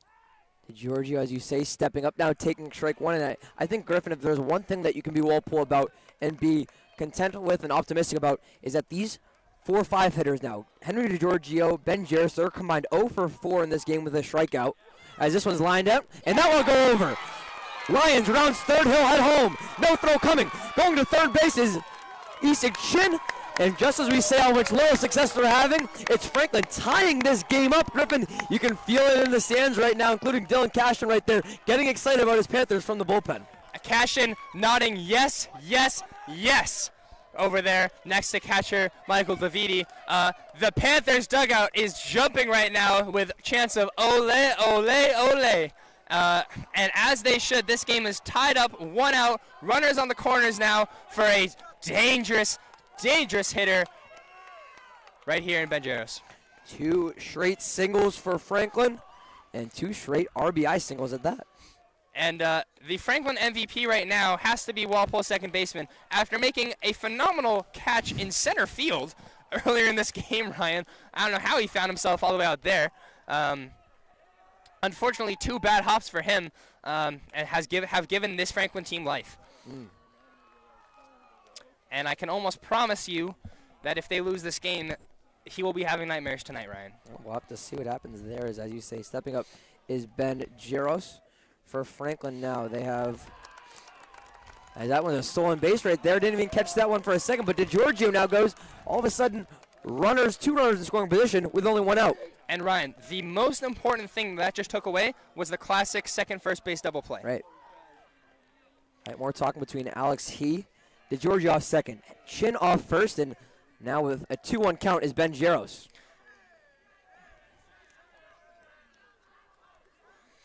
The 2-1 to Giros. That one, a big swing and miss. You know he wanted every piece of that one and wanted to take a 4-2 lead, maybe in a 5-2 lead with over a fence hit right there from Giros. Yeah, I wonder if Giros is almost a little too antsy right there. He has to know that all of the pressure is on Walpole right now, and none is on him. He can sit back and make him pitch to him.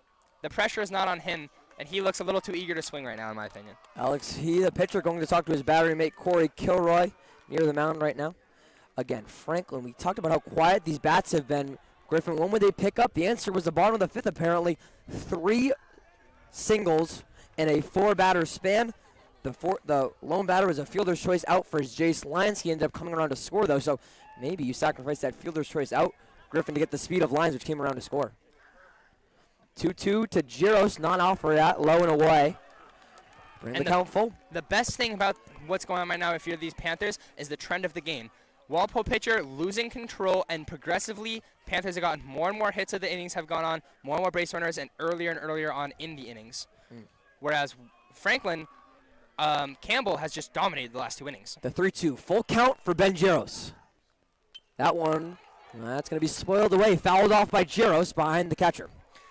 And impressive to get the bat on the ball there, as he was caught a little off guard, expecting fastball there, got the foot down a little early, but still able to get bat to ball, and he's still alive here. The senior, 1 of 8 seniors starting for Coach Brown tonight. The 3-2, that one, a changeup, that'll drop in for a hit. Heading home is Chin. They're going to wave around Henry DeGiorgio. No, they're not. What a throw coming in from our center fielder there, Jason Finkelstein. But for the first time in the whole 5 innings, Griffin, it's your Franklin Panthers up. They now lead it 3-2. And Ryan, I want to specify and really highlight the plate discipline from Ben Giros there, because that is what made that play just happen. First, 3-2 count or 2-2 count, Ryan? 3-2, I believe, right? Full count, 3-2. Full count. Off-speed pitch, catches him on his front foot, is able to get to the bat to the ball to stay alive. Then is caught on his front foot, again expecting breaking ball, then back to fastball. Instead, pitcher goes back-to-back breaking balls. Giros, we have seen the swings from him in that bat, all for power. All of those hit swings from Giros were looking for the fences. And in that one right there, he recognizes that he is caught in his front foot. And instead of giving it as mighty of a hack as he can, he just flicks the bat out at that ball and does all he needs to do, which is just put that ball in the space where the defenders are not. He is on, still runners at the corners, except now Franklin is up 3-2, still only 1 out, and the speedy Luke Sidwell here, who's been the bright spot for the Panthers all game. Still only 1 out, as you say. Wondering if Sidwell will go for that bunt right there to try and mix things up. First pitch, ball not looking like Sidwell will go down. Franklin up 3-2. This is what makes you maybe the #1 team in the state right now, and you can kind of battle back here, not let adversity get to you. Sidwell does square it for a bunt. It's a nice one down to the pitcher. They try to go home for this tag, and he's safe. Henry DeGiorgio slides in, gives Franklin a 4-2 lead. A good play right there from Alex He, Griffin, to try to go home, but DeGiorgio says, nah, I'm going to go under that and give my Panthers a 2-run lead. And Ryan, I truly can't believe that this is the second time this is happening, but I wanted to ask you there, so you said noticed Sidwell likely not to square up for the bunt after he does it on the first pitch there. I wanted to say to you, oh, so you're calling for the squeeze here, Ryan. Yeah. Well, I don't know if you were, but Coach Brown was, Ryan. Sidwell squaring for the bunt on the second pitch of the at-bat, catches Walpole a little off guard, and the speed of DeGiorgio, as we mentioned earlier when we were opting for him to take a bunt, so critical in getting that play there. And on the squeeze, they're able to score a run, first and second base, 1 out. Franklin up 4-2. And Tyler Bland up to bat. 4 straight RBI singles now for Franklin, just taking what you give him, chipping away with those singles and getting things to go. And Sidwell being the latest one to join it. Now Tyler Bland, who singled in his last at-bat, looking to join that company as well. And Ryan, this is a textbook Franklin inning where they are just piling on runs. And that one will be flown out, and that should be into foul territory. What we should mention here is that there is an arm warming up right now for Walpole in their bullpen. I can see it, Griffin. Can't make out a number, though, with all of our fans lining the stands right now, and us obviously being on the first base line, not in the third base line. Also, with an 0-2 count to Bell, one thing we should mention, some speed off second. It is Dom Cacavelli, the pinch runner right there, as it is Bellin who's lunging there at the changeup, a foul pitch. Dom Cacavelli, the pinch runner for Ben Giros, some speed and some high IQ on second base running. And so Bland, if he can find outfield grass with the speed of Dom there on second base, likely should result in a score. The 0-2 to Bellin again for the second straight pitch, spoiling it away here. So the scoreboard shows 0-2, but this will actually be the 5th pitch of the at-bat coming up. And despite being more of a power hitter is Bland. Coach Brown hoping that he can hit for a little bit of average here, find some outfield grass, and bring the Panther lead to 3 runs. Right. At the very least, the Panthers can hope for here, anything move the runners. Sack fly, bring the runner over to third, anything of the sort. All right, play with that one out while you have it. And remember, Luke Sidwell, some speed on first base as well. The 0-2 again to Bellin. That one's lunged at, and again it's Bellin spoiling it away. And Ryan, what did you talk about earlier? Poking the bear, not going at it, but just going all around it. the bear has been poked, Ryan. The bear has been poked. Bellin, 0-2. Or jumping around the bear. I think that's something that you said. With Walpole doing Tiptoeing that. around. That tiptoeing around. That's a good one. 0-2 to Bellin again. That one not chased that. That one's off-speed pitch. Going is Cacavelli, and he'll be safe at third. On third, Sidwell will take off for second base, too. How about some heads-up base running for Franklin? And how this situation changes all of a sudden, Griffin. There's still 2 strikes, but now 1 out again, and runners both in scoring position. No more double play ball at first and second now. Right. And Franklin fans almost doing their team a disservice there. We heard a few go-go-goes there. Dom thought about it, but looked at the ball, looked at where the catcher was, and thought, no, thank you. Thank you, Mom and Dad, but I'll stay here at third. First 2 stolen bases for Franklin's inning as the infield goes in. 2 strikes on him, and that will be something that Walpole can hang their hat on. It is strikeout number 4 on the game for Alex He, and the second one for Bellin. But what a great at-bat from Bland there. Doesn't result in a hit, but that is the most sickening feeling as a pitcher, where you have a guy down 0-2 or 1-2, and you just can't get him out. You throw him good pitch after good pitch. He just fouls him off. Good feeling for him now that he was able to finish him off, but still a demoralizing at-bat. Here comes DePaulo. He'll fly this one into center field. He's 1 for 2 on the night, and he ended the 3rd inning, and he'll end the 5th inning here. But the damage done here for Franklin. After being scoreless for the first 4 innings, Franklin just says, all right, we'll go ahead. We'll have 4 straight RBI singles, get this offense moving. And Griffin, they're now in a really great position now heading into the final 3 innings. And unfortunate that could have been... Final 2 innings, I should say. Final 2 innings. And unfortunate that was not the type of contact that Bland was able to put up, as that would have brought in the runner, since they were able to move over to third on that mishandled, or second and third on that mishandled pitch earlier in that inning. But nonetheless, Franklin with a 2-run lead, and the way that Campbell has been pitching these last 2 innings, they should be feeling good about themselves right now, Ryan. They certainly should, as you said. 4 straight RBI singles there to kickstart this offense, exactly what the doctor ordered. And now we turn back to the pitching. And Griffin, obviously this is by far the most time that Austin Campbell's had to sit down on the bench and really cool off, but he has retired 7 straight batters. So how about this? The Franklin offense getting hot at the right time and being equally as red hot is the pitching in Austin Campbell. Well, and that is why the timing of everything is so important right now, because both sides of the ball are rolling. Offensive, defense couldn't look better at the moment. Walpole completely demoralized. Campbell looking to stay sharp here. Yeah, by the way, Franklin was able to bat around in that bottom of the 5th inning, so it'll be Rex Sinelli again to lead off in the bottom of the 6th. And for Walpole, they now send up 2, 3, and 4. It's Jake Prado about to get things started. He is 1 for 3 so far on the day. And speaking of just his pitching for Franklin, now if you're Coach Zach Brown, you actually love the position you're in now. You know, we were talking about earlier in the game, to have to pull Campbell, you know, in the 2nd inning, in the 3rd inning. All of a sudden, he's 5 innings strong.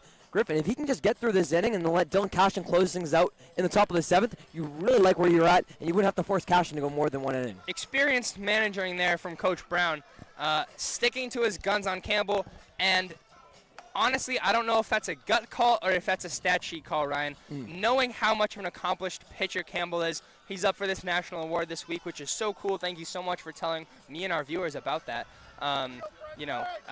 Seeing that .91 ERA on the season, knowing what he's just seen out of him all season long, knowing that he's better than how he started, and just letting him settle in, and look what he's done now. Right, I'm great at some things like saying what awards are up for. Unfortunately, I'm bad at saying where we are in the lineup because the 3 that I set up were not correct at all. It's 5, 6, and 7 actually up, and Kyle Jordan will get things started. We said Jake Prado had 3 at-bats. That's because Kyle Jordan has only had 2. Here's a designated hitter who's 0 for 2 on the day.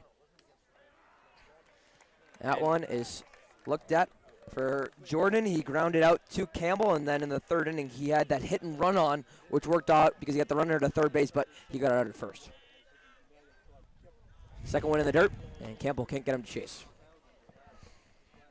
Campbell, at least so far, does not seem to be deterred by the incessant chanting of the Walpole dugout. The 1-1 here to Jordan. That one again in the dirt. And how about this? One thing that we haven't really talked about yet because it hasn't happened yet is Walpole for the first time, Griffin, they come up to bat needing to prove something, needing to match something on the scoreboard after Franklin plated 4 in the bottom of the 5th. And perhaps a more familiar spot is this for Walpole than it was for Franklin. Being the 17 seed versus the 1 seed, likely have found themselves down a little bit more over the course of the season, so not as unfamiliar territory for them. Let's see what they can do in this situation. Walpole 13-8 on the year. As that one watched again, that should be a hitter's count for Kyle Jordan. We haven't seen this happen a lot to Campbell on the mound, Griffin, but a 3-1 count to a Walpole batter. Yeah, and Cashin looking increasingly ready to go in there should they need him. Campbell maybe just thrown off by the increased amount of time they had to sit down there. Not showing it there, though, as he drops in the slider for a strike. Yeah, you got to love it. As we said, when a righty comes up to bat, you might be looking at that changeup slider mix, and he goes for it right there. The full count to Kyle Jordan. That one, the first walk of the game given up for Campbell, and Jordan not offering at it. And Griffin, again, we talk about the disparity here. I believe out of this first 6 innings, that is the 3rd or 4th time in which Walpole has been able to plate the first batter. And risky here just in the sense that despite the fact that he is now approaching 3 lefties in a row, 3 lefties that have hit him pretty well tonight. First walk of the game for either batter, actually, which is pretty impressive. Not going is Jordan, and it'll be a called strike. That one maybe a little favorable, too, I was looking at. Bring attention to Jaros, who's been creeping up on that down the 3rd base line as Campbell sets, potentially anticipating a bunt here. Tough outcoming for Campbell. It's Ryan Walsh up to plate right now. He's 2 for 2, but all of a sudden he's down 0-2 in the count. And a great way to bounce back after issuing his first walk of the game here from Campbell. Still looks fresh, at least on this batter here.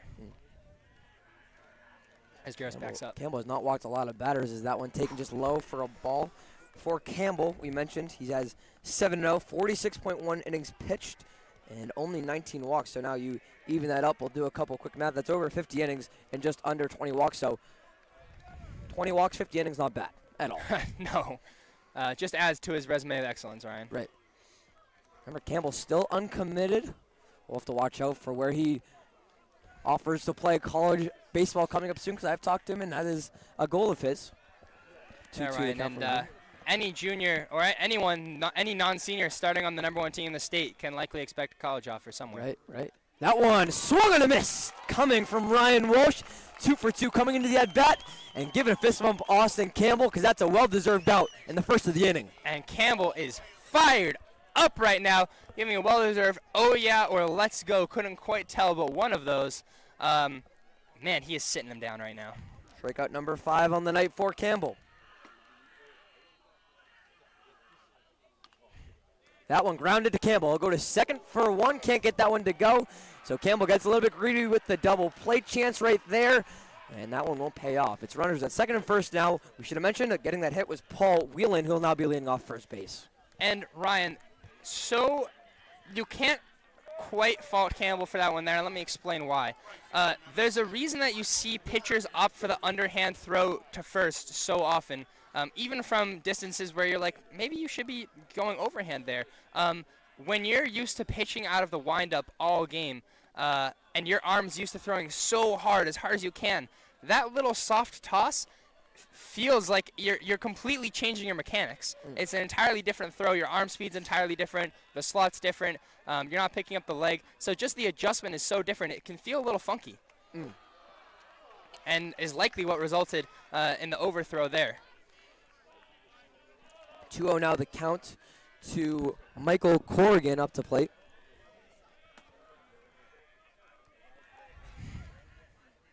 And the 2-0 count to Corrigan. That one will be driven at, and a good scoop there by our first base coach.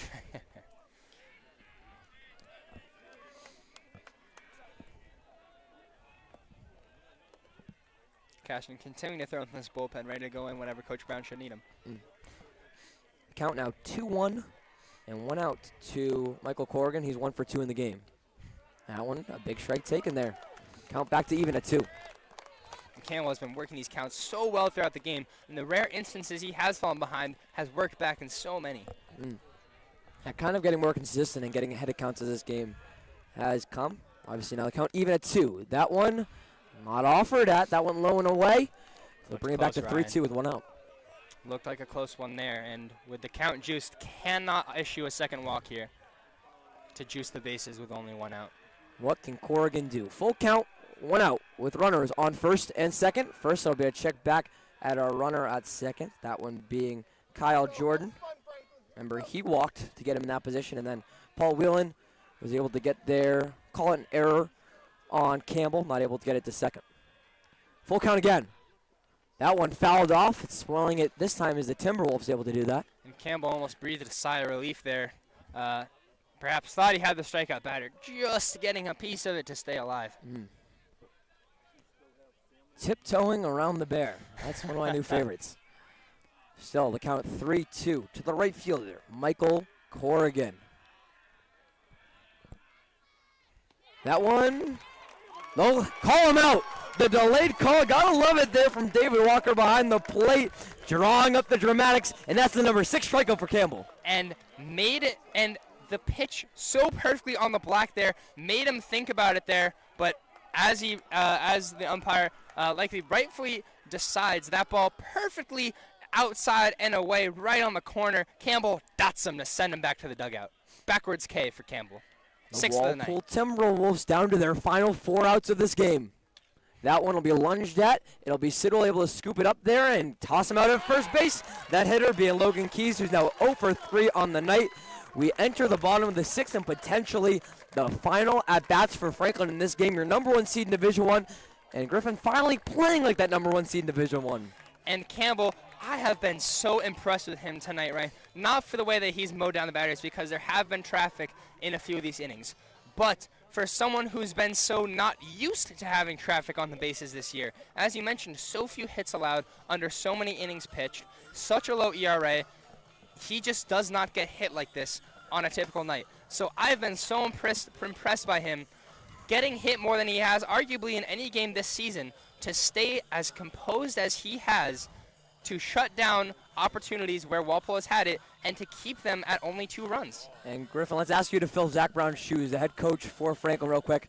6 innings of work like that. Maybe it might depend on how long this offense takes for Franklin right here, and we'll see. That's just exactly what I was about to ask you. Does he go with Dylan Cashman, or does he stick with Austin Campbell, who threw a complete game last time out? For me, Ryan, is it facing the top of the order next? You mind checking on that for me? Yeah, well, it's actually 1, 2, and 3, just as you said. I think that's a smart move there from Coach Brown. I have to agree with that one. If Campbell had 8 and 9, let's say, left to go, I say let him at it. With a dangerous part of the order left to go, Campbell struggled a little bit in that inning, well, before reasserting control there. You never want to particularly this is kind of the rule in the MLB, never let the lineup see the starter more than 3 times, is the general rule of thumb. And just as I was asking you that question, it's Zach Brown pointing over to to Dylan Cash and saying, get ready, bud, you're going to come in for the 7th. I think it's a good call for Coach, because one thing that's happened, and I've talked to him recently after games, is when Mucciarone or when Campbell's throwing these complete games, a big reason why is not only because they're being successful with a short pitch count as well. So if you can keep that pitch count low, which Campbell hasn't really been able to do because of the rocky start he got off to originally, you can't really expect to go all 7 innings, but we'll see what's to come. Someone who could go 7 innings is Alex He. This is him coming out for his 6th inning of work here, so only 1 pitcher apiece so far for either team. Obviously, would not have to go to the bottom of the 7th, and Franklin can close the door on the top of the 7th.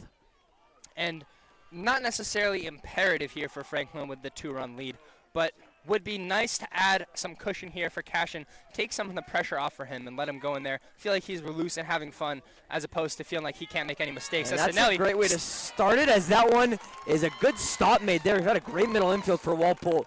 Jake Prado able to stop that one right now.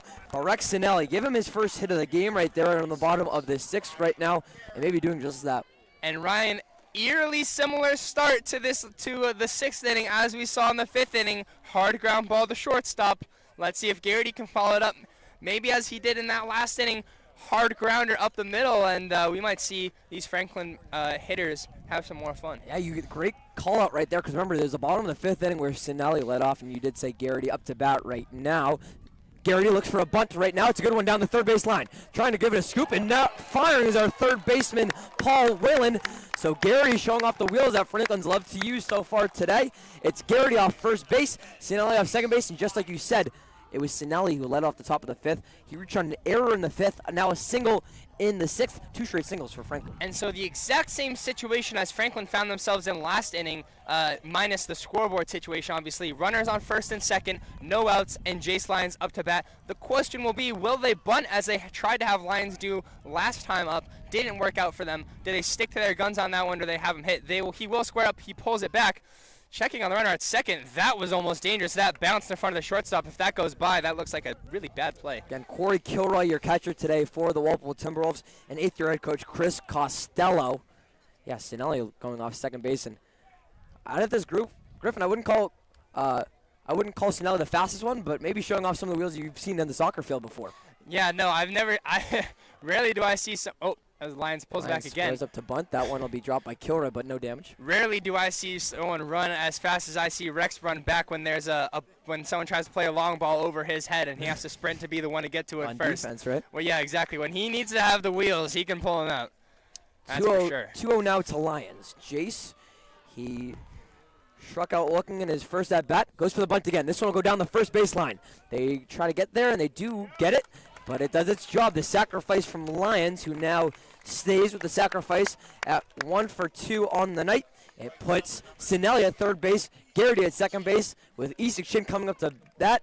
And Griffin, right when you were saying, it's kind of a good chance now for Franklin to get some insurance runs. Ryan, that's exactly what Lyons was trying to do. His first time up his last time up to bat last inning, unfortunately just wasn't able to push enough. That time made the necessary adjustments, waited for his pitch, pulled back the bunt. The first 2 ones, waited for it to come through the strike zone, and is able to put it in the right spot to advance the runners. Did exactly the job he was supposed to there. Head coach Chris Costello talking now with Alex He. They're going to leave He up there on the mound.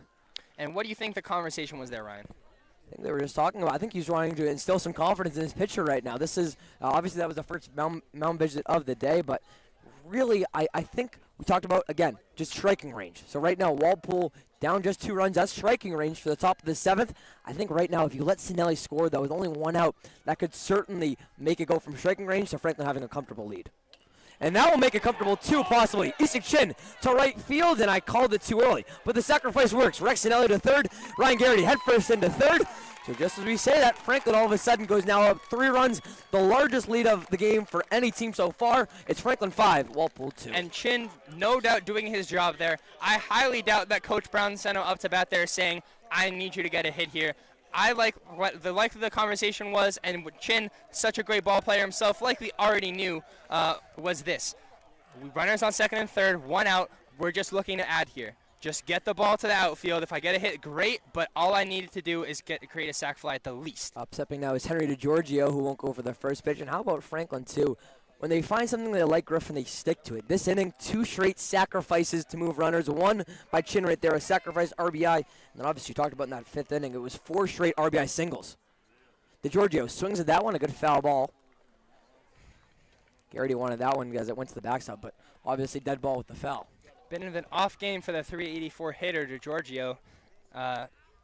Certainly Franklin fans wouldn't mind a bit of a correction there on his track record. 2 strikes, 2 outs as DeGiorgio won't go for that one. That one's low and inside. Another bullpen addition for Franklin. It's Jace Lyons, your first baseman, who has made some relief appearances, now warming up here for Franklin. So we assume that available arms for the Panthers. It's Cashin and Lyons. As that one, a strike 3 looking for DeGiorgio.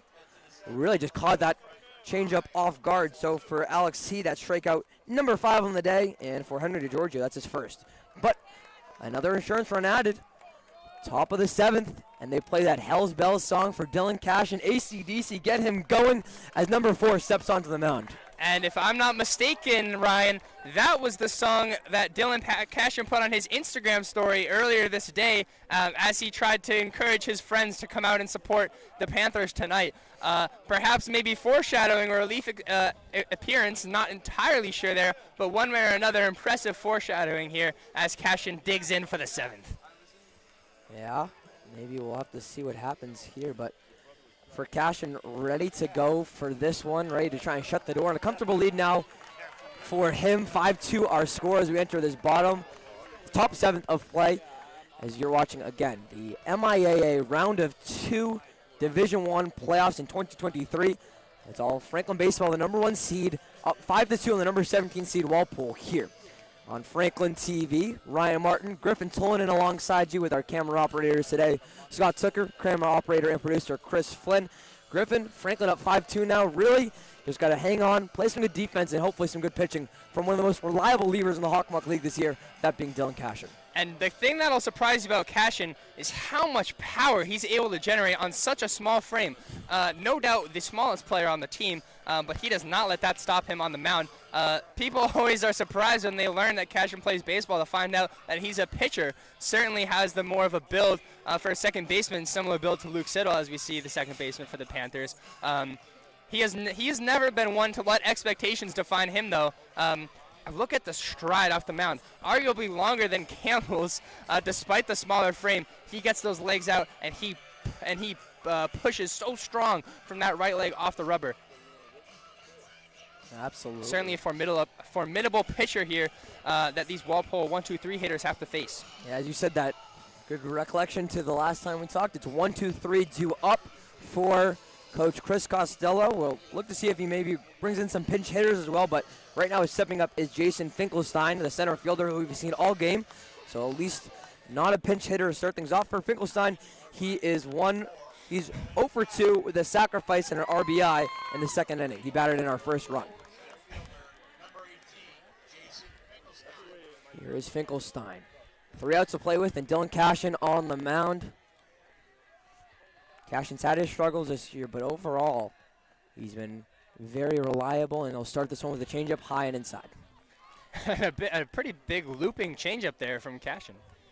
And we talked about that Bridgewater-Raynham play, maybe the down point of the season here from the Franklin High School campus in the field, where Bridgewater-Raynham had that 3-run home run to come back down to their final strike. It was Cashin on the mound for that one, and I know he was pretty beaten up about that, but certainly he's been correcting the ship since and could certainly do it here in the playoffs. Yeah, I mean, I think that, that's one sore spot on his otherwise pretty clean record this season, as he gets a pretty sizable swing and miss there out of Walpole's center fielder. I don't think that's on his mind right now. I think he trusts his stuff. In fact, you can see him breaking out some Cueto moves there. He did a full leg lift on the first pitch, slide step on the second one, messing with the hitter's head a little bit. He looks pretty comfortable right now. Speaking of MLB relievers, is that one goes up for it. That'll be taken as a strike. How about Edwin Diaz has his trumpets and Dylan Cashin has his Hell's Bells AC/DC. 2-2 now. The count from Cashin to Jason Finkelstein. Due up next, I should say. Jason Prado, the shortstop, and Corey Kilroy, the catcher. 2-2 to Finkelstein. That one lunged at. It'll be high and up for Sidwell. Shouldn't be too much of a trouble, and it isn't. One up, one down here. Then pardon me, getting ahead of myself here. Walpole down to their last 2 outs. However, if you're a Walpole fan, this is the part of the order you want to see up. Certainly, we'll have to see. Brado might not necessarily be that. He is 1 for 2. He did strike out in his last plate appearance against Austin Campbell, the junior. Had a pretty great ending to his start on the day, we could say. That one, changeup, scooped up by Cashin. He'll take it himself, and instead he'll actually toss it to Jace Lyons. And all of a sudden, get excited, Franklin. You are 1 out away from heading to the quarterfinals. And as we were talking about earlier, maybe the inability to go for the underhand throw for Campbell that threw him off on that throw to second back in the 6th inning. Cashin seeing that and opting for the underhand throw himself makes the play. 2 up, 2 down here for Dylan Cashin, and the season rides here on the Walpole catcher. 2 outs, and as you said, it's Corey Kilroy. No pinch hitter from him. Remember, he had that big double to lead things off in the 3rd inning. Kilroy, the winner of this game, facing the winner of 8-seed Weymouth versus 9-seed Bridgewater Raynham. First pitch taken for a strike. Gotta love that late call from home plate umpire David Walker. He loves to keep us on our toes. He sure does, Ryan. Cashin trying to go 3 up, 3 down. 1 strike to Kilroy. That one taken too high. It is Weymouth and Bridgewater Raynham again battling it out here to take on the winner of this game. Weymouth or Bridgewater Raynham. We'll see what happens there. The 1-1. Kilroy taken to it for a strike. And all of a sudden for the Walpole Timberwolves, the number 17 seed in the Division I bracket, they're down to their final strike of the season. Corey Kilroy standing in, and Dylan Cashin on the mound. Cashin looks in before the impactful pitch. He'll take a step off. Here's the senior working to right that ship since his pitch led to a 3-run home run to end Franklin's perfect season. The 1-2 to Kilroy. That one lunged at. Ground ball for Sidwell. Sidwell will pick it up, toss on the lines, and we'll see you in the round of 8. Your number 1 seeded Franklin Panthers with a potential rematch coming against number 9 seed Bridgewater Raynham. We'll have to see if they can beat 8 seed Weymouth. But for now, it's Franklin moving on here in the Division I playoffs. They win this one by a score of 5-2. Franklin heading on to the Elite 8, Griffin. What an exciting game this was, Ryan. And you love to see it. We talked about it so much early on in this broadcast, not as much towards the end, but I want to revisit it here for my closing comments. The resilience of this Panthers team is so uncanny for a team of their caliber. As I mentioned earlier, the better teams so unused to these situations where they have to battle back, particularly late in games. It's so impressive to see this Panthers team look so calm and cool under that pressure, like they've been there a million times. Settle down, get the runs they needed, and we're able to pull this win off. How about showing the fight there is Franklin. The Panthers getting it done there. They were down by a score of 5-2, of 2-0. All of a sudden, they score 5 unanswered runs, get things going here. So they now advance to the round of 8, where they will take on the winner of Bridgewater Raynham and Weymouth. We're looking right here. Let me just see. Do we have any last-minute update on that game? At the moment, it is Bridgewater Raynham up on Weymouth. So we'll wait to see that. But for here at the Franklin High School campus, it's the Panthers getting it done. That'll do it for our telecast here tonight, folks. We appreciate you tuning in for this MIAA Round of 2 matchup where Franklin Baseball gets it done, the number 1 team over the number 17 seed. For my partner, Griffin Tolan, and our camera operator, Scott Tucker, camera operator, producer, Chris Flynn, we thank their work today. I'm Ryan Martin, and your final score for the final time, it's Franklin moving on, beating Walpole by a score of 5-2. We'll see you in the round of 8 here on Franklin TV.